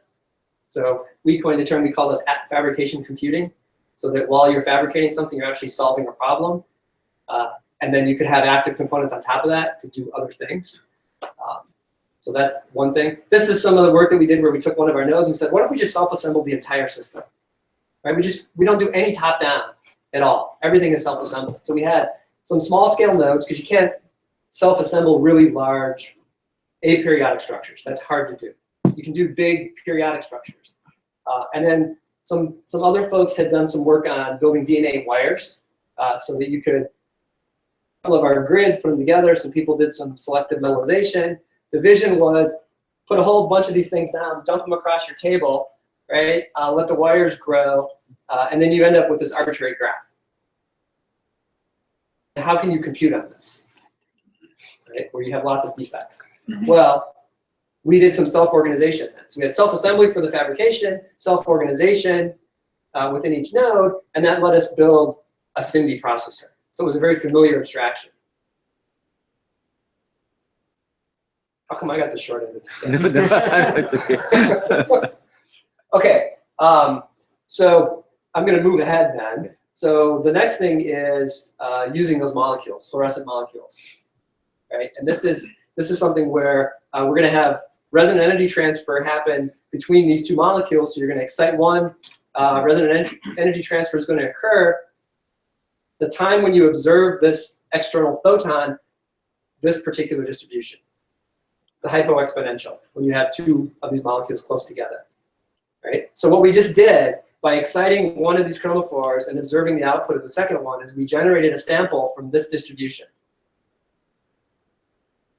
You have to have a light source, fluorescent molecules, single photon avalanche. If you do a multi-chromophore structure, it creates a phase type distribution. So we can put these chromophores onto our DNA grid. They're much smaller than the proteins. The good thing about that is you can fit most distributions to a phase type distribution. So now you can sample from arbitrary distributions. So go to our talk on Wednesday. My student's going to talk about this Wednesday morning. The next thing that we're working on is building regular logic out of this. The idea here is that we're going to control the resonant energy transfer to either disable it or enable it. So this is an example of how we might build an AND gate. We've got examples of how we can do other types of gates. These are some simulations that we have of this. We're working on multi-step cascades. You have to worry about signal restoration. So here it's two forms of signal restoration we have to have. We have to have energy restoration, which means moving back in wavelengths. But we also have to reintroduce photons or reintroduce excitons. Right? So we have to do both of those things. It's biologically compatible, so you can do this sub-diffraction limit addressable sensing. We had some work looking at nanoscale sensor processor. So we designed a processor that was smaller than the largest known virus. Right? That was that work. In terms of these gates, how do they compare? Well, our power is about 2 orders of magnitude better than 15 nanometer CMOS, and our area is also about 2 orders of magnitude better, right? More than that, almost 3 orders of magnitude better, because this is conservative. We assume that we take a full, 20 nanometer by 20 nanometer tile for our device, and we have nice low heat generation for this. The last thing I want to say, this is going to come back to the archival storage a little bit, is that we have this desire for all this stuff, right? We want more storage, we want more compute, right? We saw that we can do a Hamiltonian with DNA computing. So if we assume that storage increases at 40% per year, the problem is we're going to run out of atoms, right? I mean, exponentials are just painful, right? And so if we take Luis's DNA and we put everything on the internet into DNA, right? We're going to consume the Earth in 100 years. We're going to consume all the known universe in 200 years. Great. Right? So we might have to do some other things, like, yeah, we still got to work with our algorithms, friends, right? Because we don't want to consume all that, and we need to think about how to use our atoms efficiently. Okay? And so I'll end with, I didn't realize Tom was going to talk about evolution before, but I'll put Charles Darwin's quote up here. It's not the strongest of the species that survive, nor the most intelligent, but the one most responsive to change. And so we need to be thinking about the change that is coming through this. So I'll wrap up there.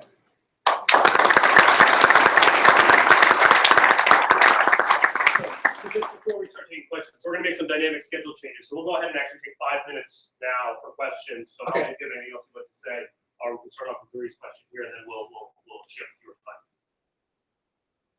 Now I'll just go ahead and start. You guys can read this. I'm happy to share my experience about interdisciplinary research, but I think we need to be interdisciplinary. Go ahead, So, Dave. I've been around a long time, and I've been seeing DNA computing. There was, AP was one where you have a molecule of blast of chemicals, and they'll do stuff. And one thing I always figured out is, how are you going to send emails? How long will it take? Can you give me some idea how I get programmer to do stuff that we know? Yeah, sure. And so that's where I'll make a distinction between DNA computing and DNA scaffolding, right? And so DNA computing is inherently latency terrible, right? Because it takes you a long time, right, to anneal it, right?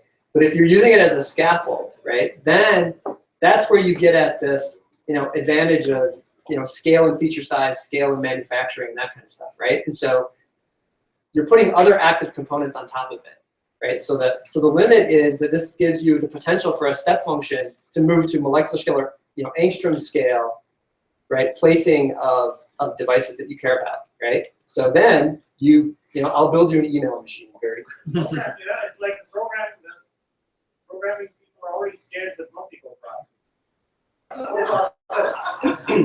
I'll build, if you build a device, then you can have a sequential program, right? You can have a sequential processor, right? More questions for Al? Any other questions? A little fast, a little too fast, a little too much. Any questions? All right, let's thank Ali again.